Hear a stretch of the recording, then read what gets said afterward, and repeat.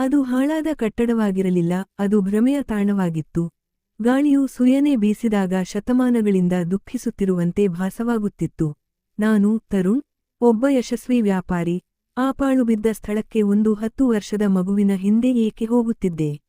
ಅವನ ನೀಲಿ ಕಣ್ಣುಗಳಿಗಾಗಿಯೋ ಅಥವಾ, ಸಾಹೇಬ್ರೆ, ನನ್ನ ತಾಯಿ ತೀರಿಕೊಂಡಿದ್ದಾರೆ, ಅವರ ಅಂತ್ಯಕ್ರಿಯೆ ಮಾಡಲು ಯಾರೂ ಇಲ್ಲ ಎಂಬ ಅವನ ಪ್ರಾರ್ಥನೆಗಾಗಿಯೋ? ನನ್ನ ಹೊಸ ಹೋಟೆಲ್ನ ದೊಡ್ಡ ಪಾರ್ಟಿ ಮತ್ತು ನನ್ನ ಯಶಸ್ಸಿನ ಸಂಭ್ರಮವನ್ನು ಬಿಟ್ಟು ಆ ಅಪರಿಚಿತ ದಾರಿಯಲ್ಲಿ ಹೆಜ್ಜೆ ಹಾಕುವಂತೆ ಮಾಡಿದ ಆತನ ಬಿಕ್ಕಳಿಕೆಯಲ್ಲಿ ಏನಿತ್ತು? ನಗರದ ಬೆಳಕು ಬಹುಹಿಂದೆ ಉಳಿದು ಹೋಗಿತ್ತು, ಜನವಸತಿ ಕೊನೆಯಾಗಿತ್ತು, ಕೇವಲ ನಾನು, ಆ ಮಗು ಮತ್ತು ಈ ನಿರ್ಜನವಾದ ಹಾಳಾದ ಕಟ್ಟಡ. ಒಳಗೆ ಪ್ರವೇಶಿಸುತ್ತಿದ್ದಂತೆಯೇ ಒಂದು ವಿಚಿತ್ರ ದುರ್ವಾಸನೆ ನನ್ನನ್ನು ಸ್ವಾಗತಿಸಿತು. ಅಲ್ಲಿ ಬೆಳಕು ತೀರಾ ಮಂದವಾಗಿತ್ತು, ಆದರೆ ಆ ಬೆಳಕಿನಲ್ಲಿ ನನಗೆ ಕಂಡದ್ದು ನನ್ನ ಕಾಲುಗಳನ್ನು ಬಂಧಿಸಿತು. ಅದು ಒಬ್ಬ ಸ್ತ್ರೀಯ ಶವವಾಗಿರಲಿಲ್ಲ, ಅದು ಯಾವುದೇ ಮನುಷ್ಯನ ಶವವಾಗಿರಲು ಸಾಧ್ಯವಿಲ್ಲ. ನನ್ನ ಗಂಟಲಿನಲ್ಲಿ ಉಸಿರು ಸಿಕ್ಕಿಬಿದ್ದಿತು ಮತ್ತು ಆ ಮಗು ತಿರುಗಿ ನನ್ನ ಕಡೆ ನೋಡಿತು. ಅವನ ನೀಲಿ ಕಣ್ಣುಗಳಲ್ಲಿ ಮುಗ್ಧತೆ ಇರಲಿಲ್ಲ, ಬದಲಿಗೆ 1000 ವರ್ಷಗಳಷ್ಟು ಹಳೆಯದಾದ ಯಾವುದೋ ರಹಸ್ಯ ಇದ್ದಂತೆ ತೋರುತ್ತಿತ್ತು. ಆದರೆ ನಾನು ಈ ತಾಣವನ್ನು ಹೇಗೆ ತಲುಪಿದೆ? ಈ ಕಥೆಯು ಆ ಹಾಳಾದ ಕಟ್ಟಡದಿಂದಲ್ಲ, ಒಂದು ಚಿಕ್ಕ ಬಾಡಿಗೆ ಮನೆಯಿಂದ ಪ್ರಾರಂಭವಾಗುತ್ತದೆ. ನನ್ನ ಹೆಸರು ತರುಣ್. ನಾನು ತುಂಬಾ ಚಿಕ್ಕವನಿದ್ದಾಗ ನನ್ನ ತಂದೆಯ ನೆರಳು ನನ್ನ ತಲೆಯಿಂದ ದೂರವಾಯಿತು. ಅವರು ಹೇಗಿದ್ದರು ಎಂಬುದು ನನಗೆ ಸರಿಯಾಗಿ ನೆನಪಿಲ್ಲ. ನನ್ನ ಲೋಕವೇ ನನ್ನ ತಾಯಿ, ಒಬ್ಬ ಬಲಶಾಲಿ, ಸಹನಶೀಲ ಮತ್ತು ಶ್ರಮಜೀವಿ ಸ್ತ್ರೀ. ಹಗಲು ರಾತ್ರಿ ಮನೆಯಲ್ಲಿ ಜನರ ಬಟ್ಟೆಗಳನ್ನು ಹೊಲಿಯುತ್ತಿದ್ದಳು. ಹೊಲಿಗೆ ಯಂತ್ರದ ಘರ್ ಘರ್ ಶಬ್ದ ಇಂದಿಗೂ ನನ್ನ ಕಿವಿಯಲ್ಲಿ ಮೊಳಗುತ್ತಿದೆ. ಅದೇ ಯಂತ್ರದ ಶಬ್ದದಿಂದ ನಮ್ಮ ಒಲೆ ಉರಿಯುತ್ತಿತ್ತು. ಆಗಲಷ್ಟೇ ನನ್ನ ಹೊಟ್ಟೆ ತುಂಬುತ್ತಿತ್ತು. ಅವಳಿಗಿದ್ದ ಒಂದೇ ಒಂದು ಹವ್ಯಾಸ, ಒಂದೇ ಒಂದು ಹಠ, ತರುಣ್, ನೀನು ಓದಿ ಬರೆದವನಾಗುವುದನ್ನು ನಾನು ನೋಡಲು ಬಯಸುತ್ತೇನೆ. ನಾನು ರಾತ್ರಿ ಓದಿ ಸುಸ್ತಾದಾಗ ನೋಡುತ್ತಿದ್ದೆ. ತಾಯಿ ಅದೇ ರೀತಿ ಯಂತ್ರದ ಮೇಲೆ ಬಾಗಿರುತ್ತಿದ್ದಳು. ಸೂಜಿಗೆ ದಾರ ಪೋಣಿಸುವಾಗ ಅವಳ ಕಣ್ಣುಗಳು ಕೆಂಪಾಗಿರುತ್ತಿದ್ದವು. ಅಮ್ಮ, ಮಲಗು, ಬೆಳಗ್ಗೆ ಮಾಡು, ನಾನು ನಿದ್ರೆಯಿಂದ ತುಂಬಿದ ಧ್ವನಿಯಲ್ಲಿ ಹೇಳುತ್ತಿದ್ದೆ. ಅವಳು ಯಂತ್ರ ನಿಲ್ಲಿಸಿ ನನ್ನ ಕಡೆ ನೋಡುತ್ತಿದ್ದಳು. ಅವಳ ದಣಿದ ಕಣ್ಣುಗಳಲ್ಲಿ ಒಂದು ಸಂಕಲ್ಪ ಮಿಂಚುತ್ತಿತ್ತು. ಈ ಬಟ್ಟೆಯನ್ನು ಮುಗಿಸಿಬಿಡುತ್ತೇನೆ. ನಾಳೆ ಅದರ ಹಣ ಸಿಕ್ಕರೆ ನಿನಗೆ ಕಾಪಿ ಮತ್ತು ಶುಲ್ಕದ ವ್ಯವಸ್ಥೆಯಾಗುತ್ತದೆ. ನೀನು ಚಿಂತೆ ಮಾಡಬೇಡ, ಕೇವಲ ಓದು. ನನ್ನ ಮಗ ಒಂದು ದಿನ ತುಂಬಾ ದೊಡ್ಡ ಮನುಷ್ಯನಾಗುತ್ತಾನೆ, ಆಗ ನಾನು ಆರಾಮ ಮಾಡುತ್ತೇನೆ. ನಾನು ಮೌನವಾಗಿ ಅವಳನ್ನು ನೋಡುತ್ತಿದ್ದೆ. ನನ್ನ ಮನಸ್ಸಿನಲ್ಲಿ ಒಂದೇ ಒಂದು ಮಾತು ಬರುತ್ತಿತ್ತು, ಒಂದು ದಿನ ಬರುತ್ತೆ, ನಾನು ನನ್ನ ತಾಯಿಗೆ ಜಗತ್ತಿನ ಎಲ್ಲ ಸೌಕರ್ಯಗಳನ್ನು ಕೊಡುತ್ತೇನೆ. ಈ ಯಂತ್ರ, ಈ ಸುಸ್ತು, ಎಲ್ಲವನ್ನೂ ಕೊನೆಗೊಳಿಸುತ್ತೇನೆ. ಸಮಯ ಕಳೆಯುತ್ತಾ ಹೋಯಿತು. ನಾನು ಓದು ಮುಗಿಸಿದೆ, ಆದರೆ ತಾಯಿಯ ಕನಸು ಇನ್ನೂ ಅಪೂರ್ಣವಾಗಿತ್ತು. ಕೆಲಸ ಹುಡುಕುತ್ತಾ ನನ್ನ ಚಪ್ಪಲಿಗಳು ಸವೆದು ಹೋದವು. ಎಲ್ಲಿ ಹೋದರೂ ಒಂದೇ ಉತ್ತರ ಸಿಗುತ್ತಿತ್ತು, ಎಷ್ಟು ಅನುಭವವಿದೆ. ಮನೆಗೆ ಹಿಂದಿರುಗಿದಾಗ ತಾಯಿ ಯಾವಾಗಲೂ ದೇವರ ಮುಂದೆ ಪ್ರಾರ್ಥನೆ ಮಾಡುತ್ತಿರುತ್ತಿದ್ದಳು. ಅಮ್ಮ, ಇಂದು ಯಾವುದೇ ಕೆಲಸ ಸಿಗಲಿಲ್ಲ, ಅನುಭವ ತೆಗೆದುಕೊಂಡು ಬನ್ನಿ ಎನ್ನುತ್ತಾರೆ. ಈಗ ನಾನು ಅನುಭವ ಎಲ್ಲಿಂದ ತರಲಿ? ಯಾರೂ ಕೆಲಸ ಕೊಟ್ಟರೆ ತಾನೇ? ತಾಯಿ ನಕ್ಕು ಹೇಳುತ್ತಿದ್ದಳು. ನಿರಾಶೆಗೊಳ್ಳಬಾರದು ಮಗನೇ, ದೇವರು ಒಂದು ಬಾಗಿಲು ಮುಚ್ಚಿದರೆ ಹಲವು ಬಾಗಿಲುಗಳನ್ನು ತೆರೆಯುತ್ತಾನೆ. ನೀನು ಧೈರ್ಯ ಕಳೆದುಕೊಳ್ಳಬೇಡ. ನನ್ನ ಮನಸ್ಸು ಹೇಳುತ್ತಿದೆ, ನನ್ನ ಮಗ ತುಂಬಾ ಮುಂದೆ ಹೋಗುತ್ತಾನೆ. ನಾನು ನಿರಾಶೆಗೊಂಡಿರಲಿಲ್ಲ. ನನ್ನ ತಾಯಿಯ ಮುಂದೆ ನಿರಾಶೆಗೊಳ್ಳಲು ನನಗೆ ಅನುಮತಿ ಇರಲಿಲ್ಲ. ಒಂದು ದಿನ ನಾನು ನಗರದ ದೊಡ್ಡ ಮಾರುಕಟ್ಟೆಯಲ್ಲಿ ಹಾದು ಹೋಗುತ್ತಿದ್ದಾಗ ಒಂದು ಹೋಟೆಲ್ನ ಹೊರಗೆ ಒಂದು ಫಲಕವನ್ನು ನೋಡಿದೆ. ಪರಿಚಾರಕನ, ವೇಟರ್ ಅವಶ್ಯಕತೆ ಇದೆ. ನಾನು ಒಳಗೆ ಹೋದೆ. ಮಾಲೀಕನು ಕೌಂಟರ್ನಲ್ಲಿ ಕುಳಿತಿದ್ದನು. ಸಾಹೇಬ್ರೆ, ನನಗೆ ಕೆಲಸ ಬೇಕು. ನಿನ್ನ ಕೆಲಸವೇನು ಗೊತ್ತು? ಅವನು ನನ್ನನ್ನು ತಲೆಯಿಂದ ಪಾದದವರೆಗೆ ನೋಡಿದನು. ನಾನು ಓದಿದವನು, ನಾನು ಪದವಿ ಮುಗಿಸಿದ್ದೇನೆ. ಅವನು ದೊಡ್ಡದಾಗಿ ನಕ್ಕನು. ಪದವಿ ಮಾಡಿದ ನಂತರ ಪರಿಚಾರಕನ ಕೆಲಸ ಮಾಡುತ್ತೀಯಾ? ತಮಾಷೆ ಮಾಡುತ್ತಿದ್ದೀಯಾ? ಸಾಹೇಬ್ರೆ, ಶ್ರಮದಲ್ಲಿ ಯಾವುದೇ ನಾಚಿಕೆ ಇಲ್ಲ. ನನಗೆ ಕೇವಲ ಕೆಲಸ ಬೇಕು. ನನ್ನ ಧ್ವನಿಯಲ್ಲಿ ಪ್ರಾಮಾಣಿಕತೆ ಇತ್ತು. ಅವನು ನನ್ನನ್ನು ಕೆಲಸಕ್ಕೆ ಇಟ್ಟುಕೊಂಡನು. ನಾನು ಹೋಟೆಲ್ನಲ್ಲಿ ಪರಿಚಾರಕನಾಗಿ ಕೆಲಸ ಮಾಡಲು ಪ್ರಾರಂಭಿಸಿದೆ. ನಾನು ತಟ್ಟೆಗಳನ್ನು ಎತ್ತುತ್ತಿದ್ದೆ, ಟೇಬಲ್ಗಳನ್ನು ಸ್ವಚ್ಛಗೊಳಿಸುತ್ತಿದ್ದೆ. ಎಷ್ಟು ಸಂಬಳ ಬರುತ್ತಿತ್ತೋ ಎಲ್ಲ ಹಣವನ್ನು ನನ್ನ ಅಮ್ಮನ ಕೈಯಲ್ಲಿ ಇಡುತ್ತಿದ್ದೆ.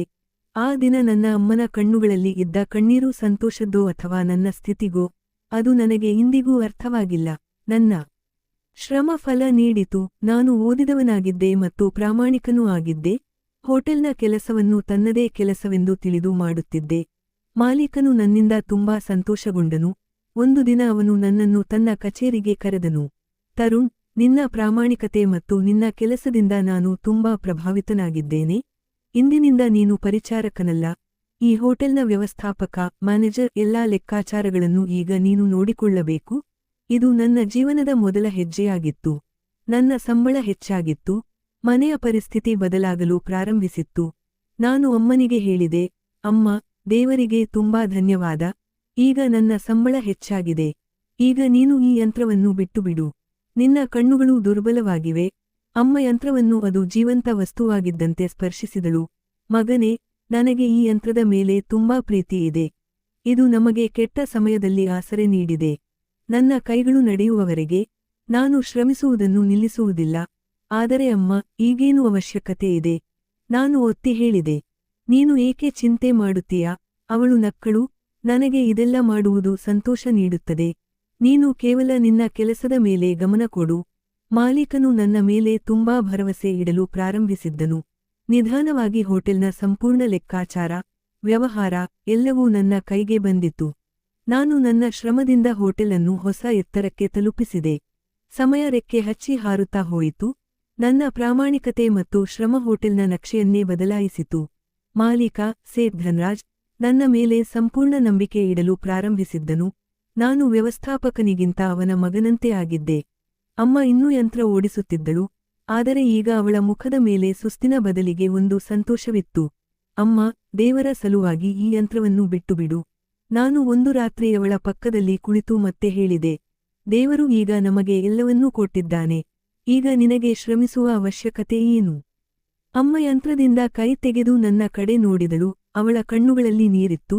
ತರುಣ್, ಈ ಯಂತ್ರ ಬಟ್ಟೆಗಳನ್ನು ಮಾತ್ರ ಹೊಲಿಯುವುದಿಲ್ಲ. ಇದು ನನಗೆ ನನ್ನ ಮಿತಿಯನ್ನು ನೆನಪಿಸುತ್ತದೆ. ನಾವು ಎಲ್ಲಿಂದ ಎದ್ದು ಬಂದಿದ್ದೇವೆ ಎಂದು ನನಗೆ ತಿಳಿಸುತ್ತದೆ.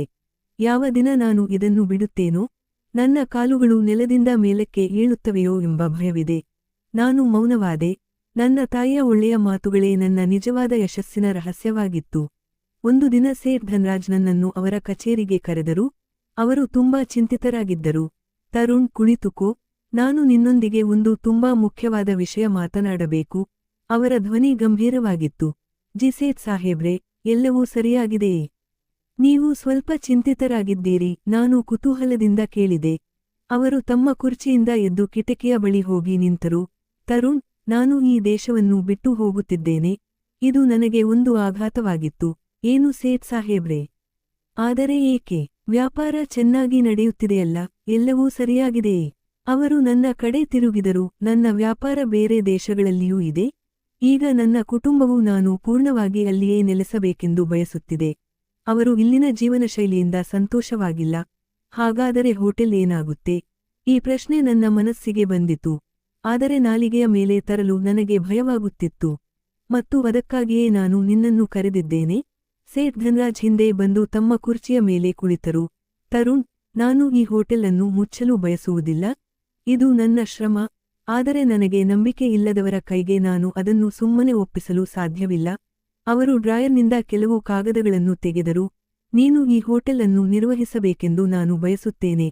ನಾನು ಆಶ್ಚರ್ಯದಿಂದ ಹೇಳಿದೆ, ಸರ್, ನಾನು ಒಬ್ಬ ವ್ಯವಸ್ಥಾಪಕ. ಇಷ್ಟು ದೊಡ್ಡ ಹೋಟೆಲ್ ಅನ್ನು ಒಬ್ಬನೇ ಹೇಗೆ ನಿರ್ವಹಿಸಲಿ? ಸೇಠ್ ಧನ್ರಾಜ್ ನನ್ನ ಮಾತನ್ನು ತಡೆದು ಹೇಳಿದರು, ವ್ಯವಸ್ಥಾಪಕನಾಗಿ ಅಲ್ಲ, ಪಾಲುದಾರನಾಗಿ. ನನ್ನ ಕಾಲುಗಳ ಕೆಳಗಿನಿಂದ ನೆಲವೇ ಜಾರಿದಂತಾಯಿತು. ಪಾಲುದಾರಿಕೆ. ಹೌದು, 50% ನಿನ್ನದು ಮತ್ತು 50% ನನ್ನದು. ನೀನು ನನ್ನ ಹೋಟೆಲ್ ಅನ್ನು ನಡೆಸಬೇಕು, ಲೆಕ್ಕಾಚಾರಗಳನ್ನು ಇಡಬೇಕು ಮತ್ತು ನನ್ನ ಪಾಲನ್ನು ನನಗೆ ಕಳುಹಿಸಬೇಕು. ಹೇಳು, ಒಪ್ಪಿಗೆ ಇದೆಯೇ? ನನ್ನ ಕಣ್ಣುಗಳಲ್ಲಿ ನೀರು ಬಂದಿತು. ಸೇಠ್ ಸಾಹೇಬ್ರೆ, ನೀವು ನನ್ನನ್ನು ಇಷ್ಟು ಸಮರ್ಥ ಎಂದು ಪರಿಗಣಿಸಿದ್ದೀರಿ. ನಾನು ನಿಮಗೆ ಧನ್ಯವಾದ.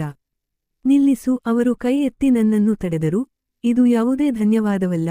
ಇದು ನಿನ್ನ ಶ್ರಮ ಮತ್ತು ಪ್ರಾಮಾಣಿಕತೆಯ ಫಲ. ಆದರೆ ನನಗೆ ಒಂದು ಷರತ್ತು ಇದೆ. ನಾನು ಬೆಚ್ಚಿಬಿದ್ದೆ. ಏನು? ಈ ಹೋಟೆಲ್ನ ಲೆಕ್ಕಾಚಾರವನ್ನು ನೀನು ಇಡುತ್ತೀಯಾ? ಆದರೆ ಈ ಹೋಟೆಲ್ನ ಮೇಲೆ ಒಂದು ನೆರಳು ಇದೆ. ಅವರು ತುಂಬಾ ರಹಸ್ಯಮಯ ಧ್ವನಿಯಲ್ಲಿ ಹೇಳಿದರು, ನೆರಳು. ನನಗೆ ಅರ್ಥವಾಗಲಿಲ್ಲ. ಹಳೆಯ ಜನರು ಹೇಳುತ್ತಿದ್ದರು, ಈ ಭೂಮಿ ಪವಿತ್ರವಾಗಿರಲಿಲ್ಲ. ಅವರ ಧ್ವನಿ ಕಡಿಮೆಯಾಯಿತು. ನಾನು ಈ ಮಾತುಗಳನ್ನು ನಂಬುವುದಿಲ್ಲ. ಆದರೂ ಎಚ್ಚರಿಕೆ ಅಗತ್ಯ. ನೀನು ಕೌಂಟರ್ ಬಳಿಯ ಹಳೆಯ ಮರದ ಪೆಟ್ಟಿಗೆಯನ್ನು ನೋಡಿದ್ದೀಯಾ? ಜಿ, ಅದರ ಮೇಲೆ ಬೀಗ ಹಾಕಿದೆಯಲ್ಲವೇ? ಹೌದು, ಇಂದಿನಿಂದ ಅದರ ಕೀಲಿ ನಿನ್ನ ಬಳಿ ಇರುತ್ತದೆ. ಪ್ರತಿ ಶುಕ್ರವಾರ ಹೋಟೆಲ್ ಅನ್ನು ಮುಚ್ಚುವ ಮೊದಲು ನೀನು ಅದರಲ್ಲಿ ಸರಿಯಾಗಿ 10,000 ರೂಪಾಯಿ ಹಾಕಬೇಕು. 10,000 ರೂಪಾಯಿ ಪ್ರತಿ ವಾರ. ಆದರೆ ಏಕೆ? ಇದು ಏನಾದರೂ ದಾನವೇ ಎಂದು ತಿಳಿದುಕೋ ಅಥವಾ ತೆರಿಗೆ ಎಂದು ತಿಳಿದುಕೋ. ಸೇಠ್ ಧನ್ರಾಜ್ ಆಳವಾದ ಉಸಿರು ತೆಗೆದುಕೊಂಡರು.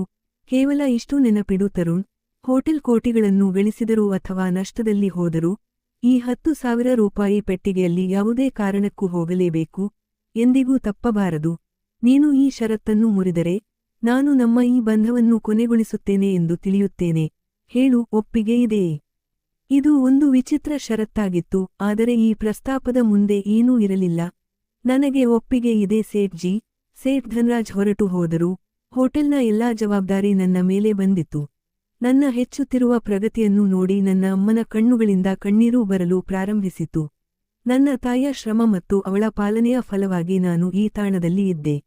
ನಾನು ಹಗಲು ರಾತ್ರಿ ಶ್ರಮಿಸಿದೆ. ನಾನು ಹೋಟೆಲ್ ಅನ್ನು ಎಷ್ಟರ ಮಟ್ಟಿಗೆ ಹೆಚ್ಚಿಸಿದೆ ಎಂದರೆ ಇಲ್ಲಿಗೆ ಬರುವ ಪ್ರತಿಯೊಬ್ಬ ವ್ಯಕ್ತಿಯೂ ಪ್ರಶಂಸೆ ಮಾಡದೆ ಹೊರಡುತ್ತಿರಲಿಲ್ಲ.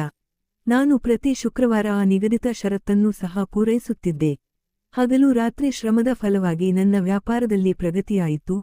ಈಗ ನನ್ನ ಬಳಿ ನನ್ನ ಅಮ್ಮನಿಗೆ ಆರಾಮದಾಯಕ ಜೀವನ ನೀಡಲು ಸಾಕಷ್ಟು ಹಣವಿತ್ತು. ಅಮ್ಮ, ನನಗೆ ಒಂದು ಆಸೆ ಇದೆ. ಹೇಳು ಮಗನೇ, ಅಮ್ಮ ಮಾಲೆ ಜಪಿಸುತ್ತಾ ಹೇಳಿದಳು. ನೀನು ನನ್ನ ಮದುವೆಯ ಚಿಂತೆ ಮಾಡು. ಅಮ್ಮ ಕೇಳುತ್ತಲೇ ನಕ್ಕಳು. ನನಗೆ ಬಹಳ ದಿನಗಳಿಂದ ಚಿಂತೆ ಇತ್ತು. ನಾನು ನನ್ನ ಪರಿಚಯದವರ ಮಗಳೊಂದಿಗೆ ನಿನ್ನ ಸಂಬಂಧವನ್ನು ಯಾವಾಗಲೂ ನಿಶ್ಚಯಿಸಿದ್ದೇನೆ. ನೀನು ಅವಳೊಂದಿಗೆ ಬಾಲ್ಯದಲ್ಲಿ ಆಟವಾಡುತ್ತಿದ್ದೆ ಮತ್ತು ಅವಳು ನಿನಗೆ ಖಂಡಿತ ಇಷ್ಟ ಆಗುತ್ತಾಳೆ. ಅಮ್ಮ ತಕ್ಷಣವೇ ನಿಶ್ಚಿತಾರ್ಥ ಮತ್ತು ತಕ್ಷಣವೇ ಮದುವೆಯ ಕೆಲಸವನ್ನು ಮುಗಿಸಿದಳು. ನನ್ನ ಜೀವನ ಪೂರ್ಣಗೊಂಡಿತ್ತು. ಒಂದು ದಿನ ನಾನು ಯೋಚಿಸಿದೆ, ಈಗ ನಾನು ನನ್ನದೇ ಆದ ಹೋಟೆಲ್ ಅನ್ನು ಸಹ ನಿರ್ಮಿಸಬೇಕು. ನಾನು ವ್ಯಾಪಾರವನ್ನು ಹೆಚ್ಚಿಸಲು ಬಯಸಿದ್ದೆ. ನಾನು ಹೊಸ ಹೋಟೆಲ್ನ ಕೆಲಸಕ್ಕಾಗಿ ಹೊರಟಾಗ ಅಮ್ಮ ನನ್ನನ್ನು ಬಾಗಿಲವರೆಗೆ ಬಿಡಲು ಬರುತ್ತಿದ್ದಳು. ಮಗನೇ, ಒಂದು ದಿನ ಅವಳು ನನ್ನ ಕೈ ಹಿಡಿದು ಹೇಳಿದಳು, ನೋಡು ಮಗನೇ, ನೀನು ಯಾವುದೇ ಬಡ ಮತ್ತು ಅಸಹಾಯಕನನ್ನು ನೋಡಿ ಅವನಿಂದ ಎಂದಿಗೂ ಮುಖ ತಿರುಗಿಸಬೇಡ. ನಿನ್ನ ಬಳಿ ಇಂದು ಇಷ್ಟೆಲ್ಲ ಇದೆ, ಆದರೆ ನಿನ್ನ ತಾಯಿ ನಿನಗಾಗಿ ಹಗಲು ರಾತ್ರಿ ಶ್ರಮಿಸುತ್ತಿದ್ದರು. ನಿನಗೆ ಇಂದಿನಂತೆ ಸೌಕರ್ಯಗಳನ್ನು ಕೊಡಲು ಸಾಧ್ಯವಾಗದ ಆ ಸಮಯವನ್ನು ಎಂದಿಗೂ ಮರೆಯಬೇಡ. ನಾನು ತಾಯಿಯ ಕೈಗಳನ್ನು ಹಿಡಿದು ಹೇಳಿದೆ, ನೀನು ನಿಶ್ಚಿಂತವಾಗಿರು ಅಮ್ಮ. ನಾನು ಯಾವುದೇ ಬಡ ಅಥವಾ ಅಸಹಾಯಕನನ್ನು ನೋಡಿ ಮುಖ ತಿರುಗಿಸುವುದಿಲ್ಲ. ನನ್ನ ಹೊಸ ಹೋಟೆಲ್ ಸಿದ್ಧವಾಯಿತು. ಇಂದು ಅದರ ಉದ್ಘಾಟನಾ ಕಾರ್ಯಕ್ರಮವಿತ್ತು. ನಾನು ಹೊರಗೆ ಬ್ಯಾನರ್ ಹಾಕಿಸಿದೆ. ಇಂದಿನ ದಿನ ಪ್ರತಿಯೊಬ್ಬ ಬಡವನಿಗೂ ಈ ಹೋಟೆಲ್ನ ಊಟ ಉಚಿತ. ಬಹಳಷ್ಟು ಜನರು ಬಂದರು, ಊಟ ಮಾಡಿದರು, ಆಶೀರ್ವಾದ ನೀಡಿದರು ಮತ್ತು ಹೊರಟು ಹೋದರು. ನಾನು ಹೋಟೆಲ್ನ ಸ್ವಚ್ಛತೆ ಮಾಡಿಸುತ್ತಿದ್ದಾಗ ಇದ್ದಕ್ಕಿದ್ದಂತೆ ನನ್ನ ಕಣ್ಣು ಕೌಂಟರ್ ಬಳಿ ನಿಂತಿದ್ದ ಒಂದು ಮಗುವಿನ ಮೇಲೆ ಬಿತ್ತು. ವಯಸ್ಸು ಸುಮಾರು 10 ರಿಂದ 11 ವರ್ಷ. ಹರಿದ ಹಳೆಯ ಬಟ್ಟೆಗಳು, ಆದರೆ ಅವನ ನೀಲಿ ಕಣ್ಣುಗಳು ಅವನ ಬಿಳಿ ಮೈಬಣ್ಣದ ಮೇಲೆ ಆ ನೀಲಿ ಕಣ್ಣುಗಳು ಹರಿದ ಬಟ್ಟೆಗಳ ನಡುವೆಯೂ ಕಯಾಮತ್, ಅದ್ಭುತ ಅನ್ನು ಸೃಷ್ಟಿಸುತ್ತಿದ್ದವು. ಆ ಕುತೂಹಲದ ಕಣ್ಣುಗಳನ್ನು ನೋಡುತ್ತಲೇ ನಾನು ಅವನ ಕಡೆ ಓಡಿದೆ. ಅವನ ನೀಲಿ ಕಣ್ಣುಗಳಲ್ಲಿ ಒಂದು ಆಳವಿತ್ತು, ಅದು ನನ್ನನ್ನು ಬಂಧಿಸಿತ್ತು. ಹಣ ಮತ್ತು ಯಶಸ್ಸಿನ ಆಟದ ಮಾಸ್ಟರ್ ಆಗಿದ್ದ ನಾನು ಒಂದು 10 ವರ್ಷದ ಮಗುವಿನ ಮುಂದೆ ಬಗ್ಗಿ ನಿಂತಿದ್ದೆ. ಏನು ವಿಷಯ ಮಗನೇ? ನಿನಗೆ ಊಟ ಬೇಕೇ? ನಾನು ನನ್ನ ಧ್ವನಿಯಲ್ಲಿ ಮೃದುತ್ವ ತರುತ್ತಾ ಕೇಳಿದೆ. ಅವನು ತನ್ನ ಕಣ್ಣೀರಿನಿಂದ ತುಂಬಿದ ಕಣ್ಣುಗಳಿಂದ ನನ್ನ ಕಡೆ ನೋಡಿ ಕೈಗಳನ್ನು ಚಾಚಿದನು. ಜಿ ಸಾಹೇಬ್ರೆ, ನಾನು ಹಲವು ದಿನಗಳಿಂದ ಹಸಿದಿದ್ದೇನೆ. ನನಗೆ ಊಟ ಬೇಕು. ನನಗೆ ತುಂಬಾ ಹಸಿವಾಗಿದೆ. ಅವನ ಚಾಚಿದ ಕೈಗಳು ನನ್ನ ಹೃದಯದಲ್ಲಿ ಒಂದು ಭಾವನೆಯನ್ನು ಹುಟ್ಟುಹಾಕಿತು. ಅದು ಪ್ರತಿಯೊಬ್ಬ ಮನುಷ್ಯನ ಹೃದಯದಲ್ಲಿ ಇರಬೇಕು. ನನಗೆ ನನ್ನ ಬಾಲ್ಯ ನೆನಪಾಯಿತು. ಬಾ ಮಗನೇ, ಇಲ್ಲಿ ಕುಳಿತುಕೋ. ನಾನು ಬೇಗನೆ ಪರಿಚಾರಕನಿಗೆ ಹೇಳಿದೆ, ಈ ಮಗುವಿಗೆ ಅತ್ಯುತ್ತಮ ಊಟ ತೆಗೆದುಕೊಂಡು ಬಾ, ಬೇಗ ಮಾಡು. ನಾನು ಅವನನ್ನು ಕುರ್ಚಿಯ ಮೇಲೆ ಕುಳ್ಳಿರಿಸಿದೆ ಮತ್ತು ನಾನು ಸಹ ಎದುರಿನ ಕುರ್ಚಿಯ ಮೇಲೆ ಕುಳಿತೆ. ಊಟದ ತಟ್ಟೆಯನ್ನು ಅವನ ಮುಂದೆ ಇಡುತ್ತಿದ್ದಂತೆಯೇ ಅವನು ಹಲವು ದಿನಗಳಿಂದ ಹಸಿದಿರುವವನಂತೆ ಊಟದ ಮೇಲೆ ಮುಗಿಬಿದ್ದನು. ನಾನು ಅವನನ್ನು ನೋಡುತ್ತಾ ಇದ್ದೆ. ನನ್ನ ತಾಯಿ ನನಗಾಗಿ ತುಂಬಾ ಶ್ರಮಿಸಿದ್ದಳು. ನನ್ನನ್ನು ಎಂದಿಗೂ ಹಸಿವಿನಿಂದ ಇರಲು ಬಿಟ್ಟಿರಲಿಲ್ಲ. ಆದರೂ ನನಗೆ ಆ ಮಗುವಿನ ಹಸಿವಿನ ಅನುಭವ ತೀವ್ರವಾಗಿ ಆಗುತ್ತಿತ್ತು. ಅವನು ಅರ್ಧ ಊಟ ಮಾಡಿದನು. ಇದ್ದಕ್ಕಿದ್ದಂತೆ ಅವನ ಕೈ ನಿಂತಿತು. ಅವನು ತಟ್ಟೆಯನ್ನು ಒಂದು ಕಡೆ ಸರಿಸಿದನು. ಏನಾಯ್ತು ಮಗನೇ? ಇನ್ನೂ ಊಟ ಮಾಡು, ನಾನು ಪ್ರೀತಿಯಿಂದ ಹೇಳಿದೆ. ಅವನು ಹಿಂಜರಿಯುತ್ತಾ ಹೇಳಿದನು, ಸಾಹೇಬ್ರೆ, ಈ ಊಟವನ್ನು ನಾನು ನನ್ನ ತಾಯಿಗಾಗಿ ತೆಗೆದುಕೊಂಡು ಹೋಗಲು ಬಯಸುತ್ತೇನೆ. ನನ್ನ ಹೃದಯ ತುಂಬಿ ಬಂತು. ಅವನ ತಾಯಿಯೂ ಮನೆಯಲ್ಲಿ ಹಸಿದಿರಬೇಕು. ಇದೇ ಕಾರಣಕ್ಕಾಗಿ ಅವನು ಊಟ ಮಾಡುವಾಗ ಅರ್ಧ ಬಿಟ್ಟಿದ್ದಾನೆ. ಇದರಿಂದ ಅರ್ಧ ಊಟವನ್ನು ತನ್ನ ತಾಯಿಗಾಗಿ ತೆಗೆದುಕೊಂಡು ಹೋಗುತ್ತಾನೆ ಎಂದು ನಾನು ಮನಸ್ಸಿನಲ್ಲಿ ಯೋಚಿಸಿದೆ. ನೀನು ಹೊಟ್ಟೆ ತುಂಬ ಊಟ ಮಾಡು ಮಗನೇ. ನಾನು ನಕ್ಕೆ. ನಿನ್ನ ತಾಯಿಗಾಗಿ ನಾನು ಊಟವನ್ನು ಪ್ಯಾಕ್ ಮಾಡಿಸಿ ಕೊಡುತ್ತೇನೆ. ನನ್ನ ಈ ಮಾತು ಕೇಳಿ ಮಗುವಿನ ಮುಖದ ಮೇಲೆ ಸಂತೋಷ ಕಾಣಿಸಿತು. ಅವನು ಮತ್ತೆ ಊಟ ಮಾಡಲು ಪ್ರಾರಂಭಿಸಿದನು. ಎಲ್ಲ ಊಟ ಮುಗಿದ ನಂತರ ನಾನು ಪರಿಚಾರಕನಿಗೆ ಹೇಳಿ ಅವನ ತಾಯಿಗಾಗಿಯೂ ಉತ್ತಮ ಊಟವನ್ನು ಪ್ಯಾಕ್ ಮಾಡಿಸಿದೆ. ಆ ಪ್ಯಾಕ್ ಮಾಡಿದ ಊಟವನ್ನು ತೆಗೆದುಕೊಂಡು ಅವನು ಹೊರಗೆ ನಡೆಯಲು ಪ್ರಾರಂಭಿಸಿದನು. ಆದರೆ ಸ್ವಲ್ಪ ಮುಂದೆ ಹೋಗಿ ಅವನು ಹಿಂದಕ್ಕೆ ತಿರುಗಿ ನೋಡಿದನು. ಅವನ ಆ ನೀಲಿ, ಆಳವಾದ ಕಣ್ಣುಗಳು ನನಗೆ ವಿಚಿತ್ರವೆನಿಸಿತು. ಆ ಕಣ್ಣುಗಳಲ್ಲಿ ಏನೋ ಇತ್ತು, ಅದು ನನ್ನನ್ನು ಅವನ ಬಗ್ಗೆ ಮತ್ತು ಆ ಮಗುವಿನ ಬಗ್ಗೆ ಮತ್ತೆ ಮತ್ತೆ ಯೋಚಿಸಲು ಒತ್ತಾಯಿಸುತ್ತಿತ್ತು. ಆ ಮಗು ಹೋಗಿತ್ತು, ಆದರೆ ನಾನು ಮನೆಗೆ ಬಂದ ನಂತರವೂ ಅವನ ಬಗ್ಗೆ ಯೋಚಿಸುತ್ತಾ ಇದ್ದೆ. 2ನೇ ದಿನ ಆ ಮಗು ಮತ್ತೆ ಅದೇ ಸಮಯಕ್ಕೆ ಬಂದಿತು. ನಾನು ಅವನಿಗೆ ಊಟ ಕೊಟ್ಟೆ. ಅವನು ಸ್ವಲ್ಪ ಊಟ ಮಾಡಿದ ಮತ್ತು ನಂತರ ಸ್ವಲ್ಪ ಊಟವನ್ನು ತನ್ನ ತಾಯಿಗಾಗಿ ಪ್ಯಾಕ್ ಮಾಡಿಸಿ ತೆಗೆದುಕೊಂಡು ಹೋದನು. ಇದೇ ರೀತಿ ಹಲವು ದಿನಗಳು ಕಳೆದವು. ಅವನು ಬರುತ್ತಿದ್ದ, ಸ್ವಲ್ಪ ಊಟ ಮಾಡುತ್ತಿದ್ದ ಮತ್ತು ಉಳಿದ ಊಟವನ್ನು ಪ್ಯಾಕ್ ಮಾಡಿಸಿ ತನ್ನ ತಾಯಿಗಾಗಿ ತೆಗೆದುಕೊಂಡು ಹೋಗುತ್ತಿದ್ದನು. ನಾನು ಸಹ ನನ್ನ ಸಿಬ್ಬಂದಿಗೆ ವಿಶೇಷವಾಗಿ ಹೇಳಿದ್ದೆ, ಈ ಮಗು ಯಾವಾಗ ಬಂದರೂ, ಏನೇ ಕೇಳಿದರೂ ಅವನಿಗೆ ಊಟಕ್ಕೆ ಕೊಡಿ ಮತ್ತು ಅವನ ತಾಯಿಗಾಗಿ ಊಟವನ್ನು ಪ್ಯಾಕ್ ಮಾಡಿ ಖಂಡಿತ ಕೊಡಿ. ನಾನು ಎದುರಿನಲ್ಲಿ ಕುಳಿತು ಪ್ರತಿದಿನ ಅವನನ್ನು ಮಕ್ಕಳಂತೆ ನೋಡುತ್ತಿದ್ದೆ ಮತ್ತು ನನಗೆ ಸಂತೋಷವಾಗುತ್ತಿತ್ತು. ಪ್ರತಿದಿನ ಅವನ ಮನೆಗೆ ಈಗ ಊಟ ತಲುಪುತ್ತಿದೆ. ನಂತರ ಒಂದು ದಿನ ಶುಕ್ರವಾರ ನಾನು ನನ್ನ ಹಳೆಯ ಹೋಟೆಲ್ನಲ್ಲಿ ಇದ್ದೆ. ರಾತ್ರಿ 12 ಗಂಟೆ ಆಗಿತ್ತು. ಹೋಟೆಲ್ ಮುಚ್ಚುವ ಸಮಯವಾಗಿತ್ತು. ನನಗೆ ಸೇಠ್ ಧನ್ರಾಜ್ನ ಷರತ್ತು ನೆನಪಾಯಿತು. ಮರದ ಹಳೆಯ ಪೆಟ್ಟಿಗೆ. ಓಹ್, ಇಂದು ಕೌಂಟರ್ನಲ್ಲಿ ಕೇವಲ 8,000 ರೂಪಾಯಿ ಮಾತ್ರ ಉಳಿದಿದೆ. ನಾನು ತಲೆಯ ಮೇಲೆ ಸುಕ್ಕು ಹಾಕಿ ಯೋಚಿಸಿದೆ, ಸರಿ, ಇಂದು 8,000 ರೂಪಾಯಿ ಮಾತ್ರ ಹಾಕಿಬಿಡುತ್ತೇನೆ. ಉಳಿದ 2,000 ರೂಪಾಯಿ ನಾಳೆ ಬೆಳಗ್ಗೆ ಹೋಗಿ ಹಾಕಿಬಿಡುತ್ತೇನೆ. ಸೇಠ್ ಸಾಹೇಬ್ರಿಗೆ ಎಲ್ಲಿ ಗೊತ್ತಾಗುತ್ತೆ? ನಾನು 8,000 ರೂಪಾಯಿ ಆ ಪೆಟ್ಟಿಗೆಯಲ್ಲಿ ಹಾಕಿ ಬೀಗ ಹಾಕಿ ಮನೆಗೆ ಹೊರಟೆ. 2ನೇ ದಿನ ನಾನು ನನ್ನ ಹೋಟೆಲ್ನಲ್ಲಿ ಆ ಮಗುವಿಗಾಗಿ ಕಾಯುತ್ತಿದ್ದೆ. ಮಧ್ಯಾಹ್ನವಾಯಿತು, ಸಂಜೆಯಾಯಿತು, ಆದರೆ ಅವನು ಬರಲಿಲ್ಲ. ಇಂದು ಏಕೆ ಬರಲಿಲ್ಲ ಅವನು? ನಾನು ಚಿಂತಿತನಾದೆ. ನಾನು ಪರಿಚಾರಕನಿಗೆ ಕೇಳಿದೆ, ಆ ನೀಲಿ ಕಣ್ಣಿನ ಮಗು ಬಂದಿತ್ತೇನು? ಇಲ್ಲ ಸಾಹೇಬ್ರೆ, ಇಂದು ಬಂದಿಲ್ಲ. ನಾನು ಪದೇ ಪದೇ ಕುರ್ಚಿಯ ಮೇಲೆ ಕುಳಿತಿದ್ದವರ ಕಡೆ ನೋಡುತ್ತಿದ್ದೆ. ಬಹುಶಃ ಅವರಲ್ಲಿ ಎಲ್ಲಾದರೂ ಆ ಮಗು ಕಾಣಿಸಲಿ, ಆದರೆ ಅವನು ಇಂದು ಬಂದೇ ಇರಲಿಲ್ಲ.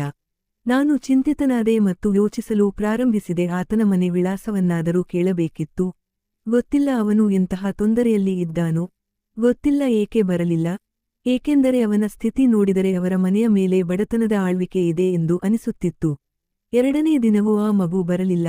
ನನ್ನ ಚಿಂತೆ ಹೆಚ್ಚಾಗುತ್ತಲೇ ಇತ್ತು. ನನ್ನ ಹೃದಯದಲ್ಲಿ ಒಂದು ವಿಚಿತ್ರ ಭಯ ಹುಟ್ಟುತ್ತಿತ್ತು. ಬಹುಶಃ ನನ್ನಿಂದ ಏನಾದರೂ ತಪ್ಪು ಆಗಿದೆಯೋ ಎಂದು.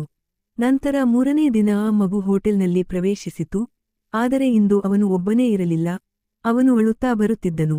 ಅವನು ಅಳುವುದನ್ನು ನೋಡಿ ನಾನು ಕೌಂಟರ್ನಿಂದ ಅವನ ಕಡೆಗೆ ಹೋದೆ. ಏನಾಯಿತು ಮಗನೇ? ನೀನು ಏಕೆ ಅಳುತ್ತಿದ್ದೀಯಾ? ಆ ಮಗು ನನ್ನನ್ನು ನೋಡುತ್ತಲೇ ಇನ್ನೂ ಜೋರಾಗಿ ಬಿಕ್ಕಿ ಬಿಕ್ಕಿ ಅಳಲು ಪ್ರಾರಂಭಿಸಿತು. ಹೇಳು ಮಗನೇ, ಏನಾಗಿದೆ? ಹೇಳಿದರೆ ತೊಂದರೆಗೆ ಪರಿಹಾರ ಸಿಗುತ್ತದೆ. ನಿನ್ನ ತಾಯಿಯ ಆರೋಗ್ಯ ಸರಿಯಾಗಿದೆಯೇ? ಅವನು ಅಳುತ್ತಾ ನನ್ನ ಕಡೆ ನೋಡಿದನು. ಅವನ ನೀಲಿ ಕಣ್ಣುಗಳು ಕಣ್ಣೀರಿನಿಂದ ತುಂಬಿದ್ದವು. ಸಾಹೇಬ್ರೆ, ನನ್ನ ತಾಯಿ ಸತ್ತು ಹೋಗಿದ್ದಾರೆ. ಅವರು ನನ್ನನ್ನು ಶಾಶ್ವತವಾಗಿ ಬಿಟ್ಟು ಹೋಗಿದ್ದಾರೆ. ಈ ಮಾತುಗಳು ನನ್ನ ಹೃದಯದಲ್ಲಿ ಬಾಣದಂತೆ ಇಳಿದವು. ನಾನು ಅವನಿಗೆ ಸಮಾಧಾನ ಹೇಳಿದೆ. ನನ್ನ ಎದೆಗೆ ಅಪ್ಪಿಕೊಂಡೆ. ಮಗನೇ, ನಿನ್ನ ಆಸರೆ ಈಗ ನಾನು. ನೀನು ಚಿಂತಿಸುವ ಅಗತ್ಯವಿಲ್ಲ. ನಿನ್ನ ತಾಯಿಯ ಇಷ್ಟೇ ಆಯಸ್ಸನ್ನು ಬರೆಸಿಕೊಂಡು ಬಂದಿದ್ದಳು ಮತ್ತು ಅವರು ಹೋಗಲೇಬೇಕಿತ್ತು. ನನ್ನ ಸಮಾಧಾನದಿಂದ ಅವನು ಮೌನವಾಗಲಿಲ್ಲ. ಆದರೆ ಅವನು ತನ್ನ ಕಣ್ಣೀರಿನಿಂದ ಒದ್ದೆಯಾದ ಮುಖವನ್ನು ಮೇಲೆತ್ತಿ ನನ್ನ ಕಡೆ ಗಮನವಿಟ್ಟು ನೋಡಲು ಪ್ರಾರಂಭಿಸಿದನು. ಅವನ ನೀಲಿ ಕಣ್ಣುಗಳಲ್ಲಿ ಈಗ ದುಃಖಕ್ಕಿಂತ ಹೆಚ್ಚು ಪ್ರಾರ್ಥನೆ ಇತ್ತು. ಸ್ವಲ್ಪ ಸಮಯ ನನ್ನನ್ನು ನೋಡಿದ ನಂತರ ಅವನು ಹೇಳಿದನು, ಸಾಹೇಬ್ರೆ, ನಿಮ್ಮ ಬಳಿ ಒಂದು ಪ್ರಾರ್ಥನೆ ಇದೆ. ಯಾವ ಪ್ರಾರ್ಥನೆ? ನಾನು ಅವನ ತಲೆಯ ಮೇಲೆ ಕೈ ಆಡಿಸುತ್ತಾ ಕೇಳಿದೆ. ನನಗೆ ಹಣ ಬೇಕು, ನನ್ನ ತಾಯಿಯ ಅಂತ್ಯಕ್ರಿಯೆಗಾಗಿ. ನೀನು ಚಿಂತೆ ಮಾಡಬೇಡ, ನಾನು ಹೇಳಿದೆ. ನಾನು ಎಲ್ಲಾ ವ್ಯವಸ್ಥೆಗಳನ್ನು.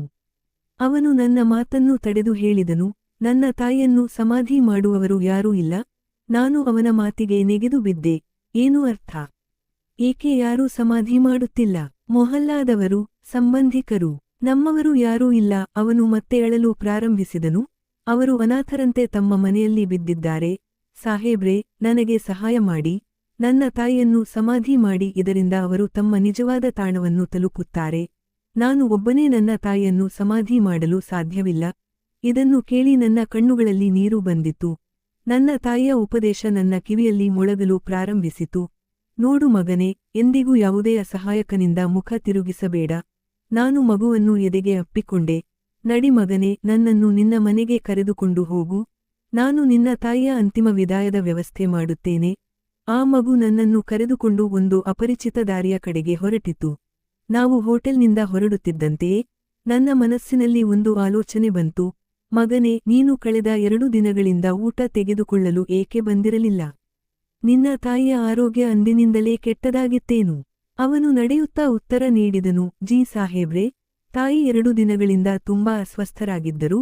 ಅವರು ಎದ್ದು ಕೂಡ ಕುಳಿತುಕೊಳ್ಳಲು ಸಾಧ್ಯವಾಗುತ್ತಿರಲಿಲ್ಲ. ಇದನ್ನು ಕೇಳಿ ನನ್ನ ಹೃದಯದ ಮೇಲೆ ಒಂದು ಭಾರ ಬಂದಿತು. ನನಗೆ ನೆನಪಾಯಿತು ಆ 2 ದಿನಗಳು. ನಾನು ಸೇಠ್ ಧನ್ರಾಜ್ನ ಪೆಟ್ಟಿಗೆಯಲ್ಲಿ ಪೂರ್ಣ 10,000 ರೂಪಾಯಿ ಹಾಕಿರಲಿಲ್ಲ. ಹೇ ದೇವರು, ನಾನು ಮನಸ್ಸಿನಲ್ಲಿ ಯೋಚಿಸಿದೆ.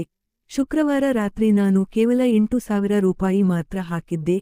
2,000 ರೂಪಾಯಿ ನಾಳೆ ಹಾಕಿಬಿಡುತ್ತೇನೆ ಎಂದು ಯೋಚಿಸಿ ಮತ್ತು ನಂತರ ಆ 2 ದಿನ ಈ ಮಗು ಬರಲಿಲ್ಲ ಮತ್ತು ಅವನ ತಾಯಿ ತೀರಿಕೊಂಡರು. ಆ 2,000 ರೂಪಾಯಿ ಕೊರತೆಯಿಂದಾಗಿ ಈ ಬಡವರ ತಾಯಿಯ ಪಡಿತರ ನಿಂತು ಹೋಯಿತೇನು? ಈ ಆಲೋಚನೆ ಬರುತ್ತಲೇ ನನಗೆ ನನ್ನ ಬಗ್ಗೆಯೇ ದ್ವೇಷ ಬರಲು ಪ್ರಾರಂಭಿಸಿತು. ಮಗನೇ, ನಿನ್ನ ಹೆಸರೇನು? ನಾನು ದಾರಿಯಲ್ಲಿ ಕೇಳಿದೆ. ನನ್ನ ಹೆಸರು ಅಯಾನ್. ಅಯಾನ್, ನಿನ್ನ ತಾಯಿಯ ಚಿಕಿತ್ಸೆ ಆಗುತ್ತಿರಲಿಲ್ಲವೇನು? ಜಿ ಸಾಹೇಬ್ರೆ, ತಾಯಿ ಹಲವು ದಿನಗಳಿಂದ ಅಸ್ವಸ್ಥರಾಗಿದ್ದರು. ಆದರೆ 2 ದಿನಗಳಿಂದ ಅವರ ಸ್ಥಿತಿ ತುಂಬಾ ಹೆಚ್ಚು ಹದಗೆಟ್ಟಿತ್ತು. ಅವನ ಈ ಮಾತು ಕೇಳಿ ನನಗೆ ಪಶ್ಚಾತ್ತಾಪವಾಗಲು ಪ್ರಾರಂಭಿಸಿತು. ಮೊದಲೇ ನನಗೆ ಅವನ ಮನೆಯ ವಿಳಾಸ ತಿಳಿದಿದ್ದರೆ ನಾನು ಅವನ ತಾಯಿಯ ಚಿಕಿತ್ಸೆ ಮಾಡಿಸಬಹುದಿತ್ತು. ಆದರೆ ಈಗ ನನ್ನ ಪಶ್ಚಾತ್ತಾಪದಿಂದ ಏನಾಗಬೇಕು? ಇದನ್ನೇ ಯೋಚಿಸುತ್ತಾ ನಾನು ಅವನೊಂದಿಗೆ ವೇಗವಾಗಿ ಹೆಜ್ಜೆ ಹಾಕಲು ಪ್ರಾರಂಭಿಸಿದೆ. ನಾವು ನಡೆಯುತ್ತಿದ್ದೆವು, ಆದರೆ ಈ ದಾರಿ ವಿಚಿತ್ರವಾಗುತ್ತಲೇ ಇತ್ತು. ಅದು ನಿರ್ಜನ ಸ್ಥಳದ ಕಡೆಗೆ ಹೋಗುತ್ತಿತ್ತು. ಆ ಮಗು ನನ್ನನ್ನು ಎಲ್ಲಿಗೆ ಕರೆದುಕೊಂಡು ಹೋಗುತ್ತಿತ್ತೋ ಅಲ್ಲಿ ಜನವಸತಿಯ ಹೆಸರಿರಲಿಲ್ಲ. ಮಗನೇ, ನಾನು ಸ್ವಲ್ಪ ಭಯಭೀತನಾದೆ.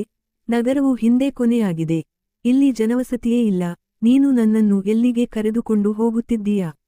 ನೀನು ಮನೆಯ ದಾರಿ ಮರೆತಿಲ್ಲ ತಾನೇ? ಇಲ್ಲ ಸಾಹೇಬ್ರೆ, ಅವನು ಪೂರ್ಣ ವಿಶ್ವಾಸದಿಂದ ಹೇಳಿದನು. ಇದೇ ಸೈಡ್ ಇದೆ ನನ್ನ ಮನೆ. ನೀವು ನಡೆಯಿರಿ. ಎಲ್ಲಿ ಮಗನೇ? ಇಲ್ಲಿ ಜನವಸತಿಯೇ ಇಲ್ಲ. ಅಯಾನ್ ನಿಂತನು ಮತ್ತು ಒಂದು ಕಡೆ ಇಶಾರ ಮಾಡಿದನು. ಇಲ್ಲ ಸಾಹೇಬ್ರೆ, ಅದು ನೋಡಿ, ಎದುರಿಗೆ ಆ ಹಾಳಾದ ಕಟ್ಟಡ ಕಾಣಿಸುತ್ತಿದೆಯಲ್ಲವೇ? ಅದೇ ನಮ್ಮ ಮನೆ. ಅವನು ಇಶಾರ ಮಾಡಿದ ಕಡೆಗೆ ನೋಡಿ ನನ್ನ ಮೈಮೇಲೆ ಕೂದಲು ನಿಂತು ಹೋಯಿತು. ಅದು ಒಂದು ಹಳೆಯ ಭಯಾನಕ ಹಾಳಾದ ಕಟ್ಟಡವಾಗಿತ್ತು. ಅದರ ಬಗ್ಗೆ ಅಲ್ಲಿ ತುಂಬಾ ಪ್ರಸಿದ್ಧವಾಗಿತ್ತು. ಅಲ್ಲಿ ಜಿನ್ಗಳ ವಾಸವಿದೆ ಎಂದು. ಅದೇ ನಮ್ಮ ಮನೆ. ಅಯಾನ್ನ ಈ ಮಾತಿಗೆ ನನ್ನ ಕಾಲುಗಳ ಕೆಳಗಿನಿಂದ ನೆಲವೇ ಜಾರಿದಂತಾಯಿತು. ನಾನು ಆ ಭಯಾನಕ ಹಾಳಾದ ಕಟ್ಟಡದ ಕಡೆಗೆ ನೋಡಿದೆ.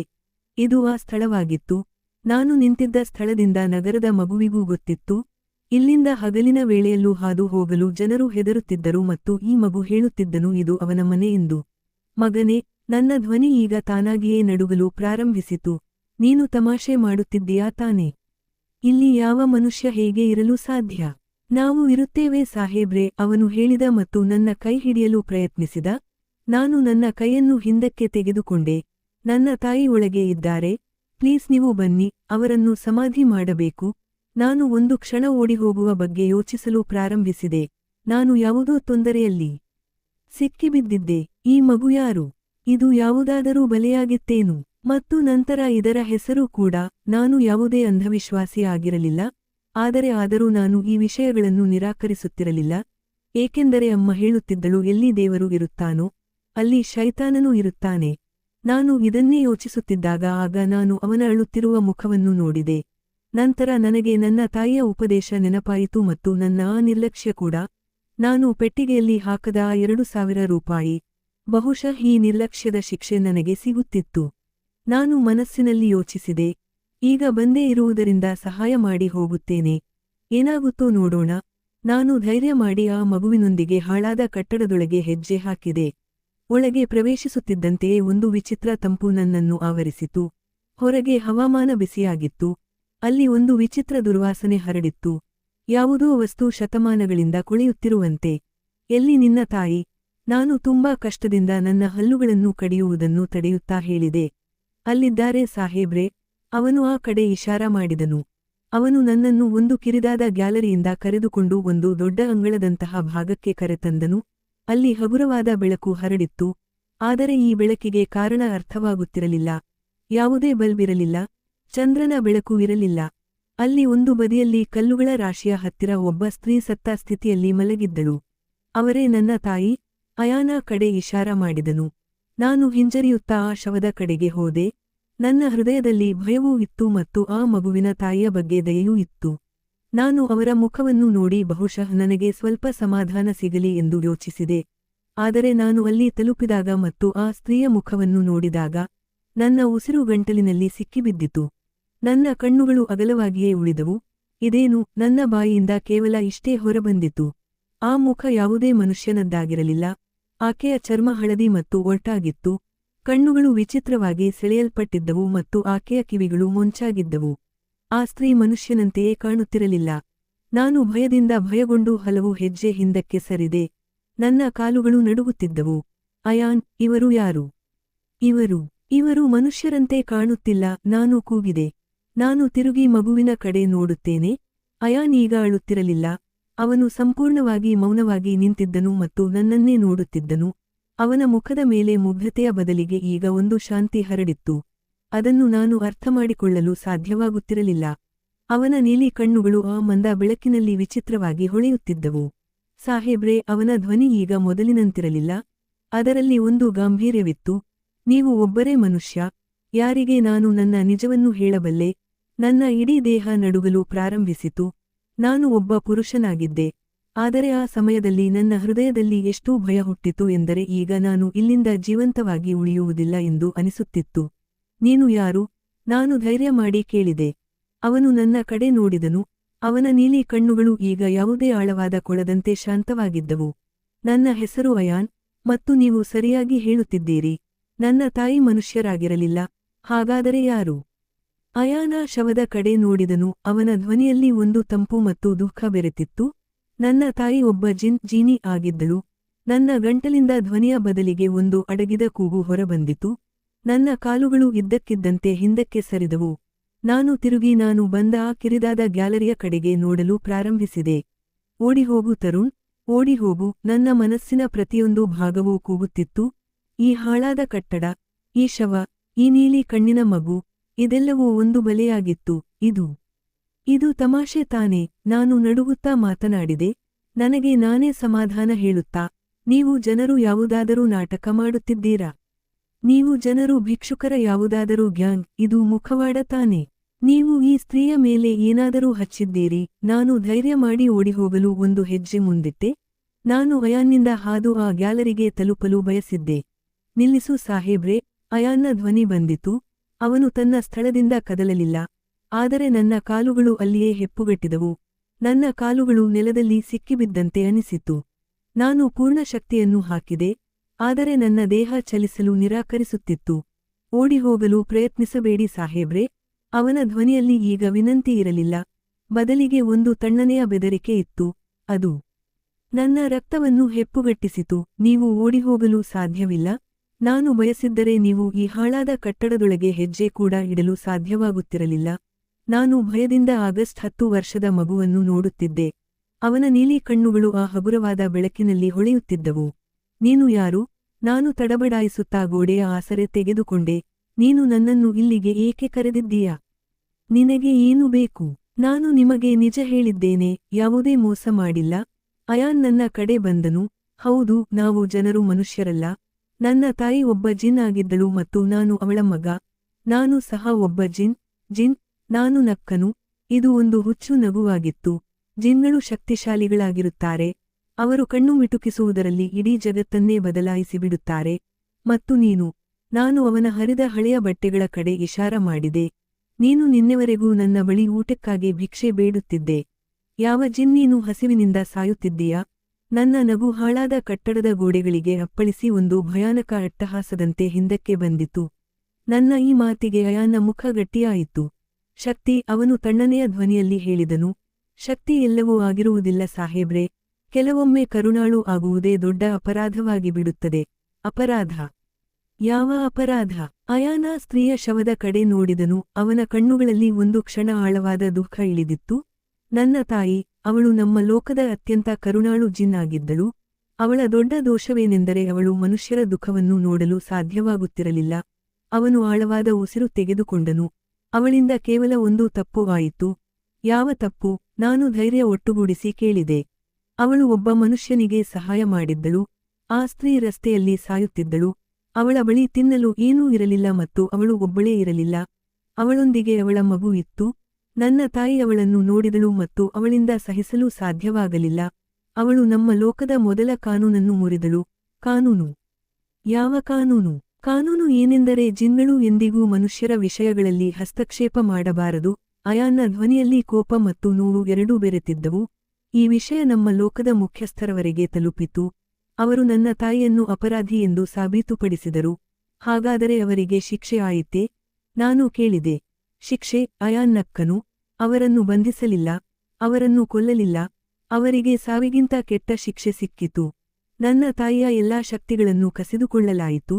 ಅವರ ಎಲ್ಲಾ ಸಾಮರ್ಥ್ಯಗಳು ಕೊನೆಗೊಂಡವು ಮತ್ತು ಅವರನ್ನು ಶಾಶ್ವತವಾಗಿ ಈ ಮನುಷ್ಯರ ಲೋಕದಲ್ಲಿ, ಈ ನಿರ್ಜನವಾದ ಹಾಳಾದ ಕಟ್ಟಡದಲ್ಲಿ ಬಂಧಿಸಲಾಯಿತು.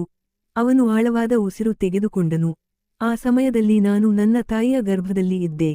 ಈ ಬಹಿರಂಗಪಡಿಸುವಿಕೆ ನನಗೆ ಕೊನೆಯ ಯಾವುದೇ ಆಘಾತಕ್ಕಿಂತ ದೊಡ್ಡದಾಗಿತ್ತು.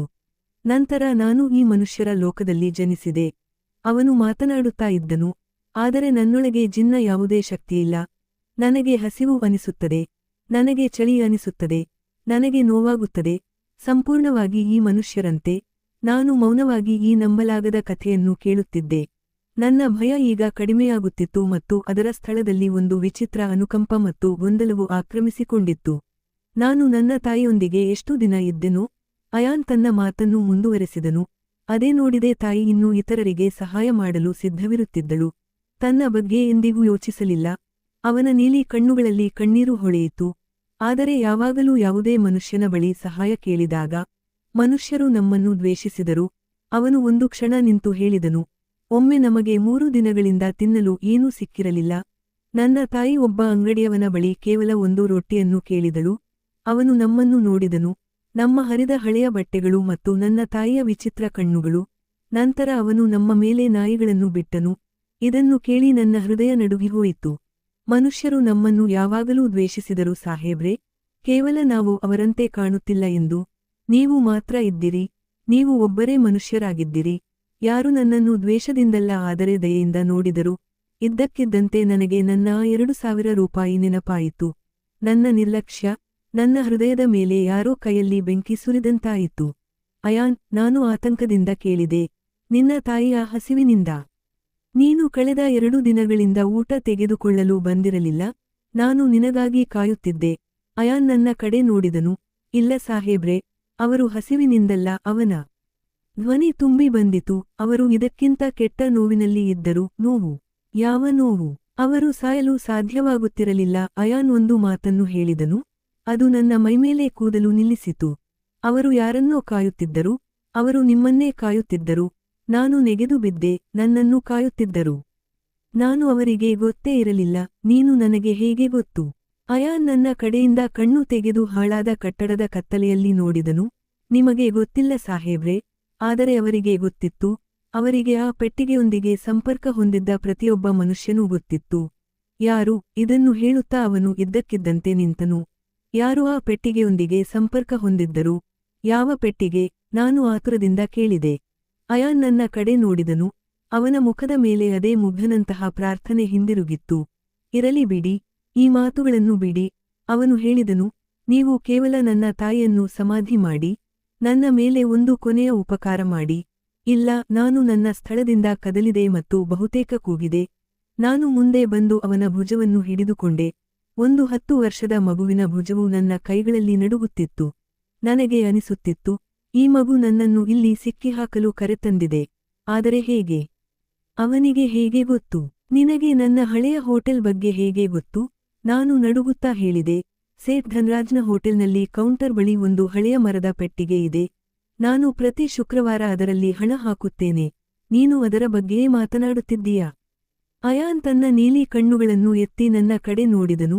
ಅವನ ಮುಖದ ಮೇಲೆ ಒಂದು ತಣ್ಣನೆಯ ತಿರಸ್ಕಾರದ ನಗು ಇತ್ತು, ಆದರೆ ಆ ನಗು ಒಂದು ಮಗುವಿನದ್ದಾಗಿತ್ತು. ಹೌದು ಸಾಹೇಬ್ರೆ, ನಾನು ಅದೇ ಪೆಟ್ಟಿಗೆಯ ಬಗ್ಗೆ ಮಾತನಾಡುತ್ತಿದ್ದೇನೆ. ಅವನ ಈ ಒಪ್ಪಿಗೆ ನನ್ನ ಇಡೀ ಅಸ್ತಿತ್ವದಲ್ಲಿ ಸಂಚಲನವನ್ನು ಉಂಟುಮಾಡಿತು. ಆದರೆ ನಿನಗೆ ಸೇಠ್ ಧನ್ರಾಜ್ ಹೇಗೆ ಗೊತ್ತು? ನಾನು ಆಶ್ಚರ್ಯದಲ್ಲಿ ಕೇಳಿದೆ. ಅಯಾನ್ ನನ್ನ ಹಿಡಿತದಿಂದ ಭುಜವನ್ನು ಬಿಡಿಸಿಕೊಳ್ಳದೆ ಹೇಳಿದನು, ನಿಮಗೆ ಗೊತ್ತಿಲ್ಲ, ಆದರೆ ಸೇಠ್ ಧನ್ರಾಜ್ಗೆ ನನ್ನ ತಾಯಿ ಗೊತ್ತಿದ್ದರು. ಇದು ಮತ್ತೊಂದು ಸ್ಫೋಟವಾಗಿತ್ತು. ಏನು? ನಾನು ಅವನನ್ನು ಅಲ್ಲಾಡಿಸುತ್ತಾ ಹೇಳಿದೆ, ನೀನು ಏನು ಈ ಹುಚ್ಚು ಮಾತನಾಡುತ್ತಿದ್ದೀಯಾ? ಸೇಠ್ ಧನ್ರಾಜ್ಗೆ ಹೇಗೆ ಗೊತ್ತು? ಅವರು ತುಂಬಾ ಒಳ್ಳೆಯ ಮತ್ತು ಪ್ರಾಮಾಣಿಕ ಮನುಷ್ಯರಾಗಿದ್ದರು. ಒಳ್ಳೆಯವರು. ಅಯಾನ್ ನಗಲು ಪ್ರಾರಂಭಿಸಿದನು. ಒಂದು ತಣ್ಣನೆಯ ನಿರ್ಜೀವ ನಗು ಆ ಹಾಳಾದ ಕಟ್ಟಡದ ಗೋಡೆಗಳಿಗೆ ಅಪ್ಪಳಿಸುತ್ತಿತ್ತು. ಅದೇ ಒಳ್ಳೆಯ ಮನುಷ್ಯ, ಸಂಪೂರ್ಣವಾಗಿ ನಿಮ್ಮಂತೆ. ಒಮ್ಮೆ ಬಡವರು ಮತ್ತು ಅಸಹಾಯಕರಾಗಿದ್ದರು. ಕೆಲಸ ಹುಡುಕುತ್ತಾ ಅಲೆದಾಡುತ್ತಿದ್ದರು. ಅವರ ಬಳಿ ಇರಲು ಒಂದು ಸೂರು ಇರಲಿಲ್ಲ. ನಿನಗೆ ನನ್ನ ಹಿಂದಿನ ವಿಷಯ ಹೇಗೆ ಗೊತ್ತು? ನಾನು ಭಯದಿಂದ ನಡುಗಿ ಹೋದೆ. ನನ್ನ ತಾಯಿಗೆ ಎಲ್ಲವೂ ಗೊತ್ತಿತ್ತು. ಅಯಾನ ಶವದ ಕಡೆ ಇಶಾರ ಮಾಡಿದನು. ನನ್ನ ತಾಯಿ ಸೇಠ್ ಧನ್ರಾಜ್ಗೆ ಸಹಾಯ ಮಾಡಿದ್ದಳು. ಅವರಿಗೆ ಆ ಭೂಮಿಯನ್ನು ಕೊಟ್ಟಿದ್ದಳು. ಅದರ ಮೇಲೆ ಇಂದು ನಿಮ್ಮ ಹಳೆಯ ಹೋಟೆಲ್ ನಿರ್ಮಾಣವಾಗಿದೆ. ನನ್ನ ಕಾಲುಗಳ ಕೆಳಗಿನಿಂದ ನೆಲವೇ ಹೊರಟು ಹೋಯಿತು. ನನ್ನ ಕೈಗಳು ಅಯಾನ್ನ ಭುಜದಿಂದ ಜಾರಿದವು. ಆ ಭೂಮಿಯ ಹಾಳಾದ ಕಟ್ಟಡದ ಭಾಗವಾಗಿತ್ತು. ಹೌದು, ಅಯಾನ್ ತಲೆ ಅಲ್ಲಾಡಿಸಿದನು. ಇದೆಲ್ಲವೂ ನಮ್ಮದೇ ಆಸ್ತಿಯಾಗಿತ್ತು. ನನ್ನ ತಾಯಿ ಸೇಠ್ ಧನ್ರಾಜ್ರಿಂದ ಕೇವಲ ಒಂದು ವಚನ ತೆಗೆದುಕೊಂಡಿದ್ದಳು. ವಚನ, ನಾನು ಪುನರಾವರ್ತಿಸಿದೆ. ಸೇಠ್ ಧನ್ರಾಜ್ ಹೇಳಿದ್ದರು, ಆ ಭೂಮಿಯ ಮೇಲೆ ಏನು ಕೆಲಸ ಮಾಡುತ್ತಾರೋ ಅದರ ಒಂದು ವಿಶೇಷ ಪಾಲು, ಸರಿಯಾಗಿ 10,000 ರೂಪಾಯಿ, ಪ್ರತಿ ಶುಕ್ರವಾರ ಆ ಪೆಟ್ಟಿಗೆಯಲ್ಲಿ ಹಾಕುತ್ತಾರೆ. 10,000 ರೂಪಾಯಿ. ನಾನು ನಡುಗುವ ಧ್ವನಿಯಲ್ಲಿ ಹೇಳಿದೆ. ಅವರು ನನಗೆ ಅದೇ ಹೇಳಿದ್ದರು. ಇದು ದಾನವೋ ಅಥವಾ ಯಾವುದಾದರೂ ಹಳೆಯ ಸಾಲದ ಮರುಪಾವತಿಯೋ? ದಾನವಾಗಿರಲಿಲ್ಲ ಸಾಹೇಬ್ರೆ. ಅಯಾನ್ನ ಧ್ವನಿ ಹೆಚ್ಚಾಯಿತು. ಅದು ಈ ಭೂಮಿಯ ಬಾಡಿಗೆಯಾಗಿತ್ತು. ಅದು ನನ್ನ ತಾಯಿಯ ಬಾಡಿಗೆಯಾಗಿತ್ತು. ಅದು ನಮ್ಮ ಜೀವನದ ಆಸರೆಯಾಗಿತ್ತು. ನಾನು ಸ್ತಬ್ಧನಾದೆ.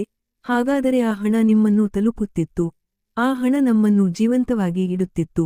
ಅಯಾನ್ ಹೇಳಿದನು. ಅವನ ಧ್ವನಿಯಲ್ಲಿ ಈಗ ನೋವಿತ್ತು. ಆದರೆ ಸೇಠ್ ಧನ್ರಾಜ್ಗೆ ಇದೆಲ್ಲ ಗೊತ್ತಿದ್ದರೆ? ನಾನು ಕೂಗಿದೆ, ಹಾಗಾದರೆ ಅವರು ನನಗೆ ಏಕೆ ಹೇಳಲಿಲ್ಲ? ಅವರು ನನ್ನನ್ನು ಈ ಪಾಪದಲ್ಲಿ ಏಕೆ ಹಾಕಿದರು? ಏಕೆಂದರೆ ಅವರು ತಾವೇ ಹೆದರುತ್ತಿದ್ದರು. ಅಯಾನ್ ಉತ್ತರ ನೀಡಿದನು. ಅವರು ಯಾರ ಭೂಮಿಯ ಮೇಲೆ ಕುಳಿತಿದ್ದಾರೆ ಎಂದು ಅವರಿಗೆ ಗೊತ್ತಿತ್ತು. ಅವರು ಒಬ್ಬ ಜಿನ್ನಿಂದ ವಚನ ತೆಗೆದುಕೊಂಡಿದ್ದಾರೆ ಎಂದು ಅವರಿಗೆ ಗೊತ್ತಿತ್ತು. ಅವರು ನಿಮ್ಮನ್ನು ತಮ್ಮ ಪಾಲುದಾರರನ್ನಾಗಿ ಮಾಡಿಕೊಂಡರು. ಇದರಿಂದ ಜವಾಬ್ದಾರಿಯನ್ನು ಹಂಚಿಕೊಳ್ಳಬಹುದು. ಇದರಿಂದ ಯಾವಾಗಲಾದರೂ ಏನಾದರೂ ತಪ್ಪೋ ಅಥವಾ ನಿರ್ಲಕ್ಷ್ಯ ಆದರೆ ಅವರು ಒಬ್ಬರೇ ಈ ಶಿಕ್ಷೆಗೆ ಅರ್ಹರಾಗಿರಬಾರದು. ಈ ಮಾತುಗಳು ನನ್ನ ಹೃದಯದ ಮೇಲೆ ಸುತ್ತಿಗೆಯಂತೆ ಬಿದ್ದವು. ನಿರ್ಲಕ್ಷ್ಯ. ಮತ್ತು ನಂತರ ನನಗೆ ನೆನಪಾಯಿತು. ಶುಕ್ರವಾರ ರಾತ್ರಿ, 2 ದಿನಗಳ ಹಿಂದೆ, ನಾನು ನನ್ನ ಹೋಟೆಲ್ನ ಯಶಸ್ಸಿನ ಸಂಭ್ರಮದಲ್ಲಿ ಮುಳುಗಿದ್ದೆ. ನಾನು ಹಳೆಯ ಹೋಟೆಲ್ಗೆ ತಡವಾಗಿ ತಲುಪಿದ್ದೆ. ಕೌಂಟರ್ನಲ್ಲಿ ಕೇವಲ 8,000 ರೂಪಾಯಿ ಮಾತ್ರ ಇತ್ತು. ಹೇ ದೇವರು, ನನ್ನ ಬಾಯಿಂದ ಹೊರಬಂದಿತು. ಅಯಾನ್ ನನ್ನನ್ನು ನೋಡಿದನು. ಅವನ ನೀಲಿ ಕಣ್ಣುಗಳು ನನ್ನ ಮುಖದ ಮೇಲೆ ಬರುತ್ತಾ ಹೋಗುತ್ತಿರುವ ಬಣ್ಣಗಳನ್ನು ಓದಿದವು. ನಿಮಗೆ ನೆನಪಾಯಿತೇ ಸರ್? ಅವನ ಧ್ವನಿ ಯಾವುದೇ ತೀಕ್ಷ್ಣವಾದ ಕತ್ತಿಯಂತೆ ಇತ್ತು. ನಾನು ನನ್ನ ಪರವಾಗಿ ಸಮರ್ಥನೆಯನ್ನು ನೀಡಲು ಪದಗಳನ್ನು ಹುಡುಕುತ್ತಿದ್ದೆ. ನಿಮ್ಮ ಬಳಿ ಕೇವಲ 8,000 ರೂಪಾಯಿ ಇತ್ತು, ಅಯಾನ್ ಕೂಗಿ ಹೇಳಿದನು. ನನಗೆ ತಡವಾಗಿತ್ತು. ಬಹುಶಃ ಕೆಲಸ ಕಡಿಮೆಯಾಗಿದ್ದರೆ ನಾನು ಉಳಿದ 2,000 ರೂಪಾಯಿಯನ್ನು ನಾಳೆ ಬೆಳಗ್ಗೆ ಹೋಗಿ ಹಾಕಿಬಿಡುತ್ತೇನೆ ಎಂದು ಯೋಚಿಸಿದ್ದೆ. ನಾನು ಪ್ರಾರ್ಥಿಸಿದೆ. ಆದರೆ ನೀವು ಬರಲಿಲ್ಲ. ಅಯಾನ್ನ ಧ್ವನಿ ಕೋಪ ಮತ್ತು ದುಃಖದಿಂದ ಒಡೆದು ಹೋಗುತ್ತಿತ್ತು. ನೀವು ತಪ್ಪು ಮಾಡಿದ್ದೀರಿ. ನೀವು ನಿಮ್ಮ ಹೊಸ ಹೋಟೆಲ್ನ ಬೆಳಕಿನಲ್ಲಿ, ನಿಮ್ಮ ಯಶಸ್ಸಿನ ಅಮಲಿನಲ್ಲಿ ಆ 2,000 ರೂಪಾಯಿಯನ್ನು ಮರೆತುಬಿಟ್ಟಿದ್ದೀರಿ. ಆದರೆ ಅದರಿಂದ ಏನೂ ವ್ಯತ್ಯಾಸವಾಯಿತು. ನಾನು ಅಸಹಾಯಕತೆಯಿಂದ ಹೇಳಿದೆ. ಕೇವಲ 2,000 ರೂಪಾಯಿದ ವಿಷಯವಿತ್ತು. ನಾನು ಇಂದು ಕೊಡುತ್ತೇನೆ. ಇಲ್ಲ, ಅಯಾನ್ ಕೂಗಿದನು ಮತ್ತು ಅವನ ಕಣ್ಣುಗಳಿಂದ ಕಣ್ಣೀರು ಹರಿಯಲು ಪ್ರಾರಂಭಿಸಿತು.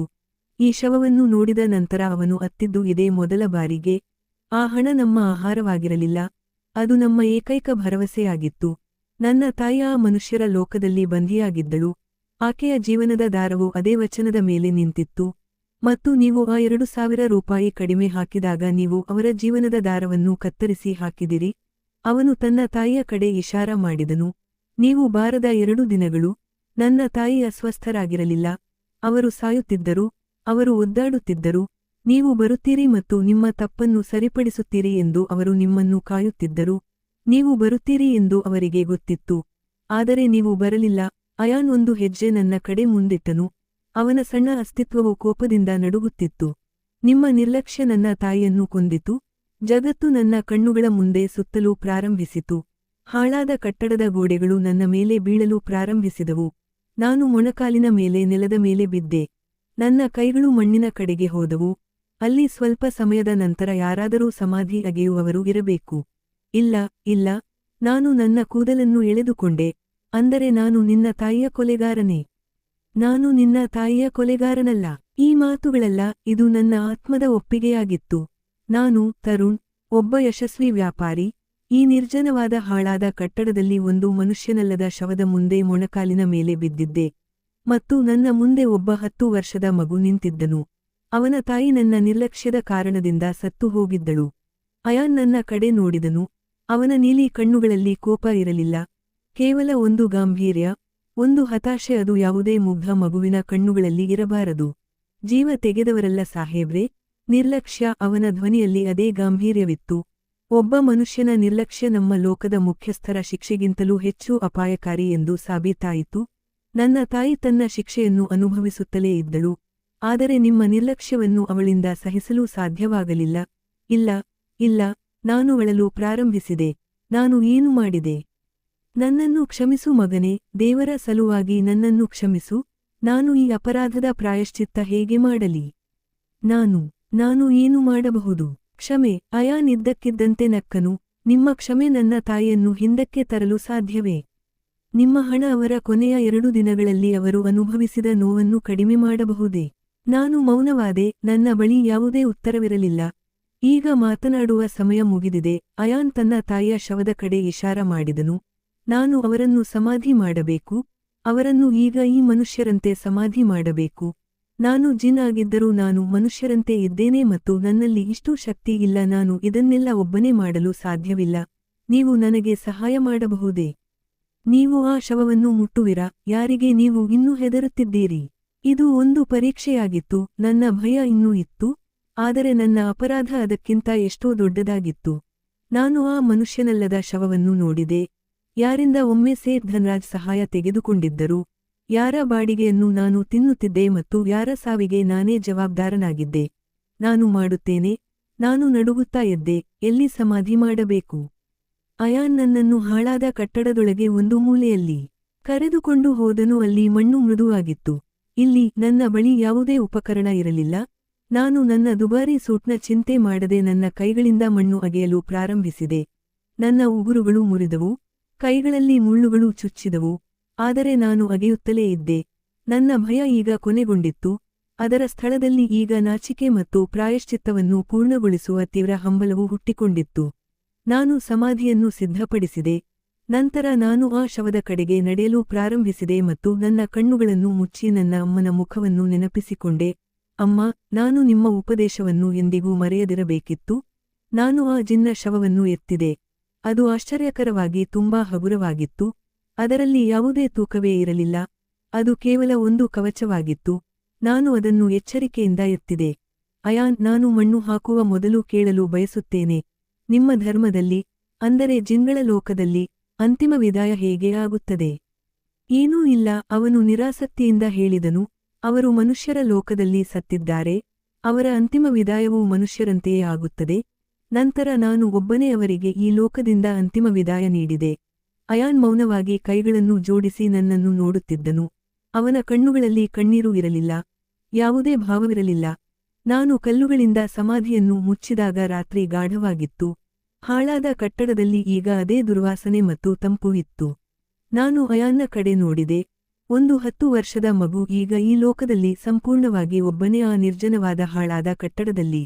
ಅಯಾನ್, ನಾನು ಅವನ ಭುಜದ ಮೇಲೆ ಕೈಯಿಟ್ಟೆ. ನನಗೆ ಗೊತ್ತು, ನಾನು ನಿನ್ನ ಅಪರಾಧಿ. ನಾನು ನಿನ್ನ ತಾಯಿಯನ್ನು ಹಿಂದಕ್ಕೆ ತರಲು ಸಾಧ್ಯವಿಲ್ಲ. ಆದರೆ ನಾನು ನಿನ್ನನ್ನು ಈ ಸ್ಥಿತಿಯಲ್ಲಿ, ಈ ಸ್ಥಳದಲ್ಲಿ ಒಬ್ಬಂಟಿಯಾಗಿ ಬಿಡಲು ಸಾಧ್ಯವಿಲ್ಲ. ಅವನು ನನ್ನ ಕಡೆ ನೋಡಿದನು. ನೀನು ನನ್ನೊಂದಿಗೆ ಬಾ.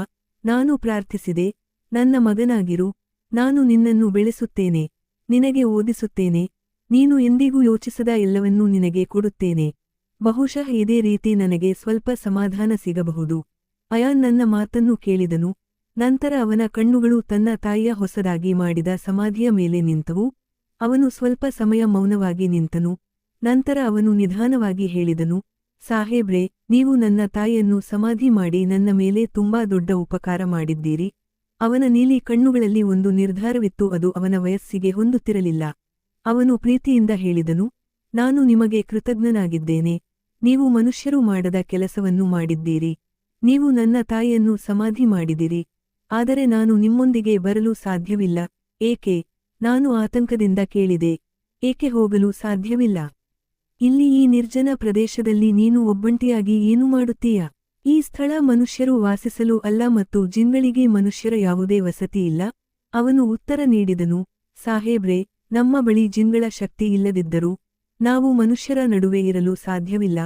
ನನ್ನ ತಾಯಿ ನನಗೆ ಯಾವಾಗಲೂ ಮನುಷ್ಯರಿಂದ ದೂರವಿರಲು ಹೇಳಿದ್ದಳು. ಆದರೆ ನಿನ್ನ ತಾಯಿ ಈಗ ಇಲ್ಲ. ನೀನು ಈಗ ಒಂದು ಮಗು. ನೀನು ನಿನ್ನ ಹೊಟ್ಟೆಯನ್ನು ಹೇಗೆ ತುಂಬಿಕೊಳ್ಳುತ್ತೀಯಾ?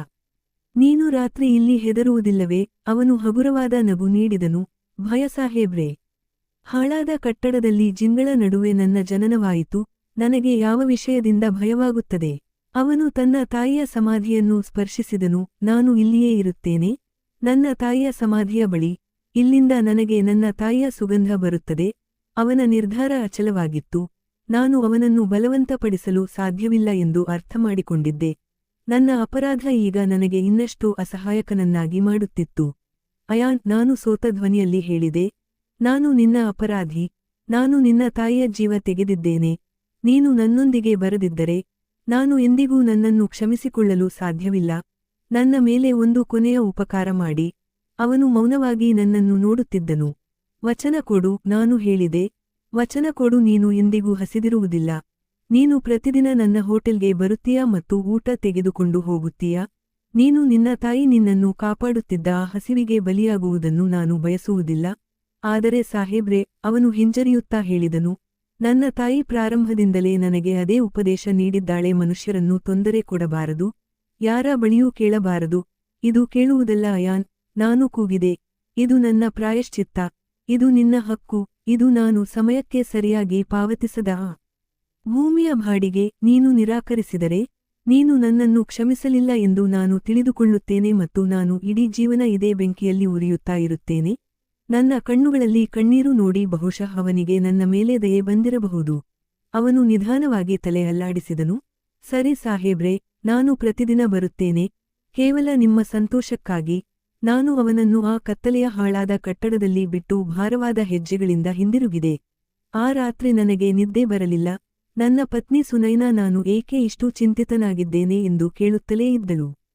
ಆದರೆ ನಾನು ಅವಳಿಗೆ ಏನು ಹೇಳುತ್ತಿದ್ದೆ? ನಾನು ಒಬ್ಬ ಜಿನ್ನ ಸಾವಿಗೆ ಜವಾಬ್ದಾರನಾಗಿದ್ದೇನೆ ಎಂದು. 2ನೇ ದಿನದಿಂದ ನನ್ನ ದಿನಚರಿ ಪ್ರಾರಂಭವಾಯಿತು. ಅಯಾನ್ ಪ್ರತಿದಿನ ಬರುತ್ತಿದ್ದ. ಹೋಟೆಲ್ನ ಒಳಗೆ ಬರುತ್ತಿರಲಿಲ್ಲ, ಆದರೆ ಹಿಂದಿನ ಬಾಗಿಲಿನಲ್ಲಿ ನನಗಾಗಿ ಕಾಯುತ್ತಿದ್ದ. ನಾನು ಸ್ವತಃ ಅವನಿಗೆ ಉತ್ತಮ ಊಟವನ್ನು ಪ್ಯಾಕ್ ಮಾಡಿಸಿ ಅವನಿಗೆ ಕೊಡುತ್ತಿದ್ದೆ. ಹೇಗಿದ್ದೀಯಾ? ನಾನು ಪ್ರತಿದಿನ ಅವನಿಗೆ ಕೇಳುತ್ತಿದ್ದೆ. ಸರಿಯಾಗಿದ್ದೇನೆ. ಅವನು ಸಣ್ಣ ಉತ್ತರ ನೀಡುತ್ತಿದ್ದ.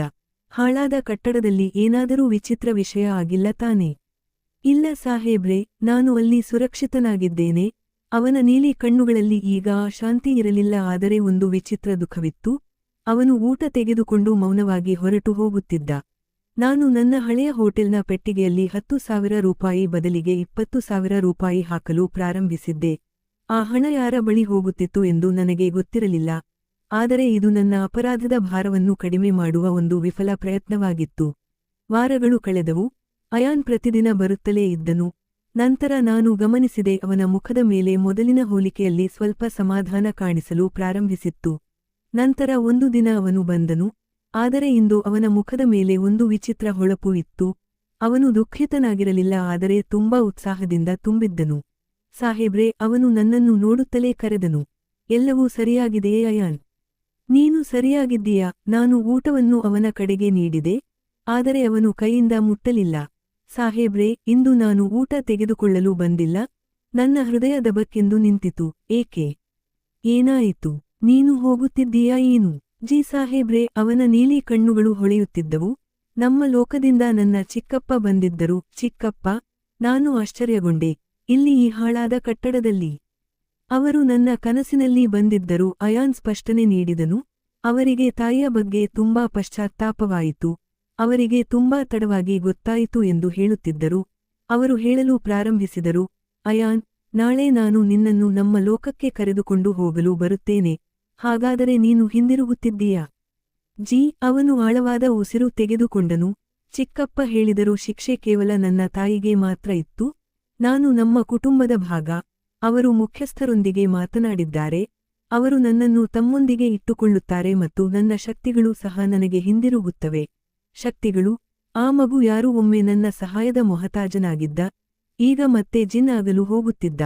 ಅಯಾನ್, ಇದು ತುಂಬಾ ಒಳ್ಳೆಯ ಸುದ್ದಿ.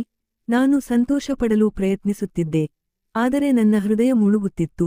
ಅವನು ಈಗ ಒಂದು ಲೋಕಕ್ಕೆ ಹಿಂದಿರುಗುತ್ತಿದ್ದನು, ಅಲ್ಲಿ ನಾನು ಎಂದಿಗೂ ಅವನಿಗೆ ಧನ್ಯವಾದ ಹೇಳಲು ಅಥವಾ ನನ್ನ ತಪ್ಪಿಗೆ ಕ್ಷಮೆ ಕೇಳಲು ಹೋಗಲು ಸಾಧ್ಯವಿಲ್ಲ. ಅಯಾನ್, ನಾನು ಧೈರ್ಯ ಮಾಡಿ ಕೇಳಿದೆ, ನೀನು ಹೋಗುವ ಮೊದಲು ನನ್ನ ನಿರ್ಲಕ್ಷ್ಯಕ್ಕಾಗಿ ನನ್ನನ್ನು ಕ್ಷಮಿಸಬಹುದೇ? ಅವನು ನನ್ನನ್ನು ನಕ್ಕು ನೋಡಿದನು. ಅವನ ನೀಲಿ ಕಣ್ಣುಗಳಲ್ಲಿ ಒಂದು ಆಳವಿತ್ತು, ಅದನ್ನು ನಾನು ಮೊದಲು ಎಂದಿಗೂ ನೋಡಿರಲಿಲ್ಲ. ಸಾಹೇಬ್ರೇ, ನನ್ನ ತಾಯಿ ನಿಮಗೆ ಅದೇ ದಿನ ಕ್ಷಮಿಸಿದ್ದರು. ಯಾವ ದಿನ ನೀವು ಅವರಿಗಾಗಿ 8,000 ರೂಪಾಯಿ ಹಾಕಿದ್ದೀರಿ? ಏನು? ನಾನು ಆಶ್ಚರ್ಯದಿಂದ ಕೇಳಲು ಪ್ರಾರಂಭಿಸಿದೆ. ಆದರೆ ಆ ದಿನ ನಾನು ನನ್ನ ನಿರ್ಲಕ್ಷ್ಯ. ಆದರೆ ನಿಮ್ಮ ಉದ್ದೇಶದಲ್ಲಿ ಯಾವುದೇ ಕೆಟ್ಟತನ ಇರಲಿಲ್ಲ, ಅಯಾನ್ ಹೇಳಿದನು. ನೀವು ಉಳಿದ ಹಣವನ್ನು 2ನೇ ದಿನ ಹಾಕುತ್ತೀರಿ ಎಂದು ಅವರಿಗೆ ಗೊತ್ತಿತ್ತು. ಅವರಿಗೆ ನಿಮ್ಮ ಉದ್ದೇಶ ಗೊತ್ತಿತ್ತು. ಅವರು ನಿಮ್ಮ ನಿರ್ಲಕ್ಷ್ಯದ ಮೇಲೆ ಕೋಪಗೊಂಡಿರಲಿಲ್ಲ. ಅವರು ಕೇವಲ ಕಾಯುತ್ತಾ ಸುಸ್ತಾಗಿದ್ದರು. ಅವರ ಸಹನಶೀಲತೆ ಬಹುಶಃ ಇಷ್ಟೇ ಇತ್ತು. ಆದರೆ ಅವರು ನನ್ನನ್ನು ಏಕೆ ಆರಿಸಿದರು? ಅವರು ನನ್ನ ಹೊಸ ಹೋಟೆಲ್ಗೆ ಏಕೆ ಬಂದರು? ಅವರು ನೇರವಾಗಿ ಧನ್ರಾಜ್ ಬಳಿ ಏಕೆ ಹೋಗಲಿಲ್ಲ? ಯಾರು ಅವರನ್ನು ಮೊದಲೇ ತಿಳಿದಿದ್ದರು? ಅಯಾನ್ ಸ್ವಲ್ಪ ನನ್ನ ಬಳಿ ಬಂದನು. ಅವನ ಮುಖದ ಮೇಲೆ ಒಂದು ನಗು ಇತ್ತು. ನೀವು ಎಂದಾದರೂ ನಿಮ್ಮ ಅಮ್ಮನಿಗೆ ಕೇಳಿದ್ದೀರಾ? ಅವರು ನಿಮ್ಮ ತಂದೆಯ ಮನೆ ಬಿಟ್ಟು ಹೊರಟಾಗ, ನೀವು ಅವರ ಗರ್ಭದಲ್ಲಿ ಇದ್ದಾಗ, ಅವರಿಗೆ ಹೊಲಿಗೆ ಯಂತ್ರವನ್ನು ಖರೀದಿಸಲು ಹಣ ಎಲ್ಲಿಂದ ಬಂದಿತ್ತು? ಇದು ಒಂದು ಪ್ರಶ್ನೆಯಾಗಿತ್ತು. ಅದು ನನ್ನ ಕಾಲುಗಳ ಕೆಳಗಿನಿಂದ ನೆಲವನ್ನು ಸರಿಸಿತು. ನಾನು ನನ್ನ ಅಮ್ಮನಿಗೆ ಈ ಪ್ರಶ್ನೆಯನ್ನು ಎಂದಿಗೂ ಕೇಳಿರಲಿಲ್ಲ. ಅವರು ಯಾವಾಗಲೂ ಹೇಳುತ್ತಿದ್ದರು, ಕೇವಲ ದೇವರು ದಾರಿಯನ್ನು ತೆರೆದಿದ್ದನು. ನೀನು ಏನು ಹೇಳಲು ಬಯಸುತ್ತಿದ್ದೀಯಾ? ನನ್ನ ಧ್ವನಿ ನಡುಗುತ್ತಿತ್ತು. ಈಗ ಕೇಳಿ, ಅಯಾನ್ ಹೇಳಿದನು. ಅವನ ಧ್ವನಿ ಈಗ ಯಾವುದೇ ಮಗುವಿನದ್ದಾಗಿರಲಿಲ್ಲ, ಆದರೆ ಒಬ್ಬ ಆಳವಾದ ರಹಸ್ಯಗಾರನಂತೆ ಅನಿಸುತ್ತಿತ್ತು. ನನ್ನ ತಾಯಿಯ ಅಪರಾಧ, ಅದರ ಕಾರಣದಿಂದ ಅವರನ್ನು ನಮ್ಮ ಲೋಕದಿಂದ ಹೊರಹಾಕಲಾಯಿತು. ಅದು ಒಬ್ಬ ಮನುಷ್ಯನಿಗೆ ಸಹಾಯ ಮಾಡುವುದಾಗಿತ್ತು. ಹೌದು, ನೀವು ನನಗೆ ಹೇಳಿದ್ದೀರಿ. ಒಬ್ಬ ಅಸಹಾಯಕ ಸ್ತ್ರೀ, ಒಬ್ಬ ಅಸಹಾಯಕ ಗರ್ಭಿಣಿ ಸ್ತ್ರೀ. ಅಯಾನ್ ನನ್ನ ಮಾತನ್ನು ತಡೆದು ಹೇಳಿದನು. ಒಬ್ಬ ಸ್ತ್ರೀ ತನ್ನ ಗಂಡನ ಹಿಂಸೆಯಿಂದ ತೊಂದರೆಗೊಂಡು ತನ್ನ ಮನೆ ಬಿಟ್ಟು ಹೊರಟು ಬಂದಿದ್ದಳು. ಹಲವು ದಿನಗಳವರೆಗೆ ಅವಳು ರಸ್ತೆಗಳಲ್ಲಿ ಅಲೆದಾಡುತ್ತಾ ಇದ್ದಳು. ಅವಳ ಹೊಟ್ಟೆಯಲ್ಲಿ ಅವಳ ಮೊದಲ ಮಗು ಇತ್ತು. ತಾನು ಮತ್ತು ತನ್ನ ಮಗು ಹಸಿವಿನಿಂದ ಸಾಯುತ್ತೇವೆಯೇ ಎಂಬ ಭಯ ಅವಳಿಗೆ ಇತ್ತು. ನನ್ನ ಕಿವಿಯಲ್ಲಿ ನನ್ನ ಅಮ್ಮನ ಧ್ವನಿ ಮೊಳಗಲು ಪ್ರಾರಂಭಿಸಿತು. ತರುಣ್, ನಾನು ತುಂಬಾ ಹೆದರಿದ್ದೆ. ನಾನು ನಿನ್ನನ್ನು ಉಳಿಸಲು ಸಾಧ್ಯವಿಲ್ಲ ಎಂದು ನನಗೆ ಅನಿಸುತ್ತಿತ್ತು. ಆ ರಾತ್ರಿ ಅಯಾನ್ ತನ್ನ ಕಥೆಯನ್ನು ಮುಂದುವರೆಸಿದನು. ಆ ಸ್ತ್ರೀ ಒಂದು ಕತ್ತಲೆಯ ಗಲ್ಲಿಯಲ್ಲಿ ಬಿದ್ದು ಅಳುತ್ತಿದ್ದಳು. ಆಗ ನನ್ನ ತಾಯಿ ಅವಳನ್ನು ನೋಡಿದಳು. ಅವಳು ನಮ್ಮ ಲೋಕದ ಒಂದು ನಿಯಮವನ್ನು ಮುರಿದಳು. ಅವಳು ತನ್ನ ಕೆಲವು ಆಭರಣಗಳು ಮತ್ತು ನಾಣ್ಯಗಳನ್ನು ಆ ಸ್ತ್ರೀಗೆ ಕೊಟ್ಟಳು ಮತ್ತು ಹೇಳಿದಳು, ಎಲ್ಲಾದರೂ ನಿನಗಾಗಿ ಒಂದು ಸೂರಿನ ಸ್ಥಳವನ್ನು ಹುಡುಕಿಕೋ ಮತ್ತು ಶ್ರಮಿಸಿ ನಿನ್ನ ಮಗುವನ್ನು ಸಾಕು. ನಾನು ಆಘಾತದಲ್ಲಿ ನಿಂತಿದ್ದೆ. ಇದು ಆಗಲು ಸಾಧ್ಯವಿಲ್ಲ. ಆ ಸ್ತ್ರೀ ನಿಮ್ಮ ಅಮ್ಮನಾಗಿದ್ದಳ? ಅಯಾನ್ ನನ್ನ ಕಣ್ಣುಗಳಲ್ಲಿ ನೋಡುತ್ತಾ ಹೇಳಿದನು. ಮತ್ತು ಆ ಮಗು, ಅದು ನೀವಾಗಿದ್ದಿರಿ. ನನ್ನ ಮನಸ್ಸು ಸುತ್ತಲೂ ಪ್ರಾರಂಭಿಸಿತು. ನಾನು ತಡಬಡಾಯಿಸಿ ಗೋಡೆಯ ಆಸರೆ ತೆಗೆದುಕೊಳ್ಳಲು ಪ್ರಾರಂಭಿಸಿದೆ. ನನ್ನ ಇಡೀ ಜೀವನ, ನನ್ನ ಅಮ್ಮನ ಶ್ರಮ, ಆ ಹೊಲಿಗೆ ಯಂತ್ರ, ನನ್ನ ಊದು, ನನ್ನ ಈ ಯಶಸ್ಸು, ಎಲ್ಲವೂ ಒಂದು ಜಿನ್ನೊಂದಿಗೆ ಸಂಪರ್ಕ ಹೊಂದಿತ್ತು. ನಿನ್ನ ತಾಯಿ ನನ್ನ ಅಮ್ಮನಿಗೆ ಸಹಾಯ ಮಾಡಿದ್ದಳ? ಅಯಾನ್ ತಲೆ ಅಲ್ಲಾಡಿಸಿದನು. ನನ್ನ ತಾಯಿಗೆ ಯಾವಾಗ ಶಿಕ್ಷೆ ಆಯಿತೋ ಮತ್ತು ಅವರನ್ನು ಆ ಹಾಳಾದ ಕಟ್ಟಡಕ್ಕೆ ಕಳುಹಿಸಲಾಯಿತು, ಅಂದಿನಿಂದಲೇ ಅವರು ನಿಮ್ಮ ಮೇಲೆ ಗಮನ ಇಡಲು ಪ್ರಾರಂಭಿಸಿದರು. ಅವರು ಸೇಠ್ ಧನ್ರಾಜ್ಗೆ ಸಹಾಯ ಮಾಡಿದ್ದು ಸಹ ಅದಕ್ಕಾಗಿಯೇ. ಒಂದು ದಿನ ನೀವು ಆ ಹೋಟೆಲ್ಗೆ ತಲುಪುತ್ತೀರಿ ಎಂದು ಅವರಿಗೆ ಗೊತ್ತಿತ್ತು. ಆ ಪೆಟ್ಟಿಗೆ ನಿಜವಾಗಿ ನಿಮ್ಮ ವಸ್ತುವಾಗಿತ್ತು. ನೀವು ಅದರಲ್ಲಿ ಹಾಕುತ್ತಿದ್ದ ಹಣ, ಅದು ನನ್ನ ತಾಯಿ ನಿಮ್ಮ ಜನನದ ಮೊದಲು ನಿಮ್ಮ ಅಮ್ಮನಿಗೆ ಕೊಟ್ಟಿದ್ದ ಸಾಲದ ಮರುಪಾವತಿಯಾಗಿತ್ತು. ನಾನು ಅಳುತ್ತಿದ್ದೆ ಮತ್ತು ಹೇಳುತ್ತಿದ್ದೆ, ನಾನೇ ಆ ಸ್ತ್ರೀಯನ್ನು ಕೊಂದೆ. ನಾನೇ ನನ್ನ ಸಾಲವನ್ನು ಸಮಯಕ್ಕೆ ಸರಿಯಾಗಿ ತೀರಿಸಲಿಲ್ಲ. ಇಲ್ಲ. ಅಯಾನ್ ನನ್ನ ಕೈ ಹಿಡಿದನು. ಅವನ ಮಾತುಗಳು ಮಂಜಿನಂತೆ ತಣ್ಣಗಿದ್ದವು. ನೀವು ಅವರನ್ನು ಕೊಲ್ಲಲಿಲ್ಲ. ಅವರ ಸಮಯ ಮುಗಿದಿತ್ತು. ಆದರೆ ಅವರು ನಿಮ್ಮನ್ನು ಭೇಟಿಯಾಗಲು ಬಯಸಿದ್ದರು. ಅವರು ಯಾವ ಮಗುವಿನ ಜೀವವನ್ನು ಉಳಿಸಿದ್ದಾರೋ, ಅವನ ಹೃದಯದಲ್ಲಿ ದಯೆ ಇದೆಯೇ ಇಲ್ಲವೇ ಎಂದು ನೋಡಲು ಬಯಸಿದ್ದರು. ಅವನು ನನ್ನ ಕಡೆ ನೋಡಿದನು. ನೀವು ನನ್ನ ತಲೆಯ ಮೇಲೆ ಕೈ ಇಟ್ಟಾಗ, ನೀವು ನನಗೆ ಊಟ ತಿನ್ನಿಸಿದಾಗ ಮತ್ತು ನೀವು ನನ್ನ ತಾಯಿಯನ್ನು ಸಮಾಧಿ ಮಾಡಲು ಆ ಹಾಳಾದ ಕಟ್ಟಡಕ್ಕೆ ಬರುವ ಧೈರ್ಯ ತೋರಿಸಿದಾಗ ನನ್ನ ತಾಯಿಗೆ ಸಮಾಧಾನ ಸಿಕ್ಕಿತು. ಅವರ ಸಹಾಯ ವ್ಯರ್ಥವಾಗಲಿಲ್ಲ ಎಂಬ ಖಚಿತತೆ ಅವರಿಗೆ ಆಯಿತು. ನಾನು ಏನನ್ನೂ ಮಾತನಾಡಲು ಸಾಧ್ಯವಾಗಲಿಲ್ಲ. ಈ ಸಾಲ, ಈ ಉಪಕಾರ, ಇದೆಲ್ಲವೂ ನನ್ನ ತಿಳುವಳಿಕೆಯಿಂದ ಹೊರಗಿತ್ತು. ಅಯಾನ್ ನನ್ನ ಕೈಯನ್ನು ಬಿಟ್ಟನು. ಸಾಹೇಬ್ರೆ, ಈಗ ನನ್ನ ಹೋಗುವ ಸಮಯವಾಗಿದೆ. ನನ್ನ ಚಿಕ್ಕಪ್ಪ ನನಗಾಗಿ ಕಾಯುತ್ತಿದ್ದಾರೆ. ನಾನು ತುಂಬಾ ಕಷ್ಟದಿಂದ ಮಾತನಾಡಿದೆ. ನಾನು ನನ್ನ ಕೃತಜ್ಞತೆಯನ್ನು ಹೇಗೆ ವ್ಯಕ್ತಪಡಿಸಲಿ? ನನ್ನದಲ್ಲ, ಅವನು ನಕ್ಕು ಹೇಳಿದನು. ಇದೆಲ್ಲವನ್ನೂ ಸೃಷ್ಟಿಸಿದ ಆ ಪರಮಾತ್ಮನಿಗೆ ಧನ್ಯವಾದ ಹೇಳಿ. ಸಾಹೇಬ್ರೆ, ನೀವು ನನಗೆ ಸಹಾಯ ಮಾಡಿದಕ್ಕೆ ತುಂಬಾ ಧನ್ಯವಾದ. ಈಗ ನಾನು ಮತ್ತೆ ಹಿಂದಿರುಗುವುದಿಲ್ಲ. ಇದನ್ನು ಹೇಳುತ್ತಲೇ ಅವನು ಒಂದು ಹೆಜ್ಜೆ ಹಿಂದಕ್ಕೆ ಸರಿದನು. ನಾನು ಕಣ್ಣು ಮಿಟುಕಿಸಿದೆ ಮತ್ತು ಅವನು ಅಲ್ಲಿ ಇರಲಿಲ್ಲ. ಅವನು ನನ್ನ ಕಣ್ಣುಗಳ ಮುಂದೆ ಅಲ್ಲಿಂದ ಮಾಯವಾದನು. ಅವನು ಅಲ್ಲಿ ಎಂದಿಗೂ ಇದ್ದೇ ಇರಲಿಲ್ಲ ಎಂಬಂತೆ. ನಾನು ಅಲ್ಲಿಯೇ ಹೋಟೆಲ್ನ ಹಿಂದಿನ ಬಾಗಿಲಿನಲ್ಲಿ ಗಂಟೆಗಳವರೆಗೆ ನಿಂತಿದ್ದೆ. ಆ ಘಟನೆಯ ನಂತರ ನನ್ನ ಜೀವನವೇ ಬದಲಾಯಿತು. ದೇವರು ನನಗೆ ಎಷ್ಟೊಂದು ಕೊಟ್ಟನು ಎಂದರೆ ನನ್ನ ವ್ಯಾಪಾರ ಈ ದೇಶದಲ್ಲಿ ಮಾತ್ರವಲ್ಲದೆ ಬೇರೆ ದೇಶಗಳಲ್ಲಿಯೂ ಹರಡಿತು. ನಾನು ಸೇಠ್ ಧನ್ರಾಜ್ನಿಂದ ಹಳೆಯ ಹೋಟೆಲ್ ಅನ್ನು ಸಂಪೂರ್ಣವಾಗಿ ಖರೀದಿಸಿದೆ. ಆದರೆ ನಾನು ಪೆಟ್ಟಿಗೆಯನ್ನು ಎಂದಿಗೂ ತೆಗೆದುಹಾಕಲಿಲ್ಲ. ನಾನು ಈಗಲೂ ಪ್ರತಿ ಶುಕ್ರವಾರ ಅದರಲ್ಲಿ ಹಣ ಹಾಕುತ್ತೇನೆ. ಆದರೆ ಈಗ ಅದು 10 ಅಥವಾ 20 ಸಾವಿರ ಆಗಿರುವುದಿಲ್ಲ. ಆ ಹಣ ಈಗ ತಮ್ಮ ಮಕ್ಕಳನ್ನು ಸಾಕಲು ಒಂದು ಹೊಲಿಗೆ ಯಂತ್ರಕ್ಕಾಗಿ ಹಂಬಲಿಸುವ ಆ ಬಡ ಸ್ತ್ರೀಯರ ಮೇಲೆ ಖರ್ಚಾಗುತ್ತದೆ. ನಾನು ಆ ದಿನ ಒಂದು ಪಾಠ ಕಲಿತಿದ್ದೆ. ನನ್ನ ಅಮ್ಮ ನನಗೆ ಯಾವಾಗಲೂ ಹೇಳುತ್ತಿದ್ದಳು, ಎಂದಿಗೂ ಯಾವುದೇ ಬಡವನಿಂದ ಮುಖ ತಿರುಗಿಸಬೇಡ. ಇಂದು ನನಗೆ ಅರಿವಾಯಿತು ನನ್ನ ತಾಯಿ ನನಗೆ ಈ ಉಪದೇಶ ಏಕೆ ನೀಡುತ್ತಿದ್ದಳು. ಏಕೆಂದರೆ ಅವಳೇ ಅಂತಹ ತೊಂದರೆಯಿಂದ ಹಾದು ಹೋಗಿದ್ದಳು ಮತ್ತು ಒಬ್ಬ ಮನುಷ್ಯನಲ್ಲದವನು ಅವಳಿಗೆ ಆಸರೆ ನೀಡಿದ್ದ. ನನಗೆ ಅರಿವಾಯಿತು, ಆಕೆ ಒಬ್ಬ ಜಿನ್ ಆಗಿದ್ದರೂ ಇಷ್ಟು ಸಹಾಯಗಾರ್ತಿಯಾಗಿದ್ದಳು ಮತ್ತು ನಾನು ಮನುಷ್ಯನಾಗಿದ್ದರೂ ನನ್ನ ಯಶಸ್ಸಿನ ಅಮಲಿನಲ್ಲಿ ಸಂಪೂರ್ಣವಾಗಿ ನಿರ್ಲಕ್ಷ್ಯದವನಾಗಿದ್ದೆ. ಒಳ್ಳೆಯತನ, ಮಾನವೀಯತೆ ಮತ್ತು ದಯೆಗೆ ಯಾವುದೇ ಲೋಕ, ಯಾವುದೇ ಧರ್ಮ, ಯಾವುದೇ ಮತ ಇರುವುದಿಲ್ಲ. ಇದು ಒಂದು ಅಂತಹ ಸಾಲ, ಅದು ತನ್ನ ವ್ಯಾಪ್ತಿಯೊಂದಿಗೆ ಪ್ರಯಾಣಿಸುತ್ತದೆ. ಇಂದು ನೀವು ಯಾರಿಗಾದರೂ ಏನು ಮಾಡುತ್ತೀರೋ, ನಾಳೆ ಅದು ಬೇರೊಬ್ಬರ ರೂಪದಲ್ಲಿ ಬೇರೆ ಲೋಕದಿಂದ ಹಿಂದಿರುಗುವುದು ಖಚಿತ ಮತ್ತು ನಿರ್ಲಕ್ಷ್ಯವು ಆ ವಿಷ. ಅದು ಈ ನಿಯಮವನ್ನು ಮುರಿಯುತ್ತದೆ ಮತ್ತು ಅದರ ಪ್ರಾಯಶ್ಚಿತ್ತ ಕೆಲವೊಮ್ಮೆ ತುಂಬಾ ಭಾರವಾಗಿರುತ್ತದೆ. ಹಾಗಾದರೆ ಸ್ನೇಹಿತರೆ, ನಿಮಗೆ ನಮ್ಮ ಈ ಕಥೆ ಹೇಗನಿಸಿತು? ನನಗೆ ಕಾಮೆಂಟ್ ವಿಭಾಗದಲ್ಲಿ ಖಂಡಿತ ತಿಳಿಸಿ. ನನ್ನ ಚಾನೆಲ್ ಅನ್ನು ಸಬ್ಸ್ಕ್ರೈಬ್ ಮಾಡಿ, ವಿಡಿಯೋಗೆ ಲೈಕ್ ಮಾಡಿ ಮತ್ತು ವಿಡಿಯೋಗೆ ಹೈಪ್ ನೀಡಿ ಮತ್ತು ಇದೇ ರೀತಿಯ ಇನ್ನಷ್ಟು ರೋಮಾಂಚಕ ಕಥೆಗಳನ್ನು ಕೇಳಲು ನನ್ನ ಚಾನೆಲ್ನೊಂದಿಗೆ ಸಂಪರ್ಕದಲ್ಲಿರಿ. ಈ ಕಥೆಯು ಸಂಪೂರ್ಣವಾಗಿ ಕಾಲ್ಪನಿಕವಾಗಿದೆ. ಇದರ ಉದ್ದೇಶ ಕೇವಲ ಮನರಂಜನೆ ಮತ್ತು ಮಾನವೀಯ ಮೌಲ್ಯಗಳು, ದಯೆ, ಕರುಣೆ ಮತ್ತು ಜವಾಬ್ದಾರಿಯನ್ನು ಎತ್ತಿ ಹಿಡಿಯುವುದು. ಕಥೆಯಲ್ಲಿ 2 ವಿಭಿನ್ನ ಧರ್ಮಗಳು, ಆಸ್ಥೆಗಳ ಉಲ್ಲೇಖವಿದೆ. ಇದು ಯಾವುದೇ ಧರ್ಮದ ಟೀಕೆ, ಪಕ್ಷಪಾತ ಅಥವಾ ಪ್ರಚಾರಕ್ಕಾಗಿ ಅಲ್ಲ. ಯಾವುದೇ ಧಾರ್ಮಿಕ ಚಿಹ್ನೆ, ಪದ್ಧತಿ ಅಥವಾ ಪಾತ್ರದ ಪ್ರದರ್ಶನವು ಕೇವಲ ಕಥೆಯ ಸಂದರ್ಭಕ್ಕಾಗಿದೆ ಮತ್ತು ಎಲ್ಲಾ ಧರ್ಮಗಳನ್ನು ಸಮಾನವಾಗಿ ಗೌರವಿಸಲಾಗುತ್ತದೆ. ದಯವಿಟ್ಟು ಇದನ್ನು ಕೇವಲ ಒಂದು ಸೃಜನಾತ್ಮಕ ಕಥೆಯ ರೂಪದಲ್ಲಿ ಮಾತ್ರ ಓದಿ.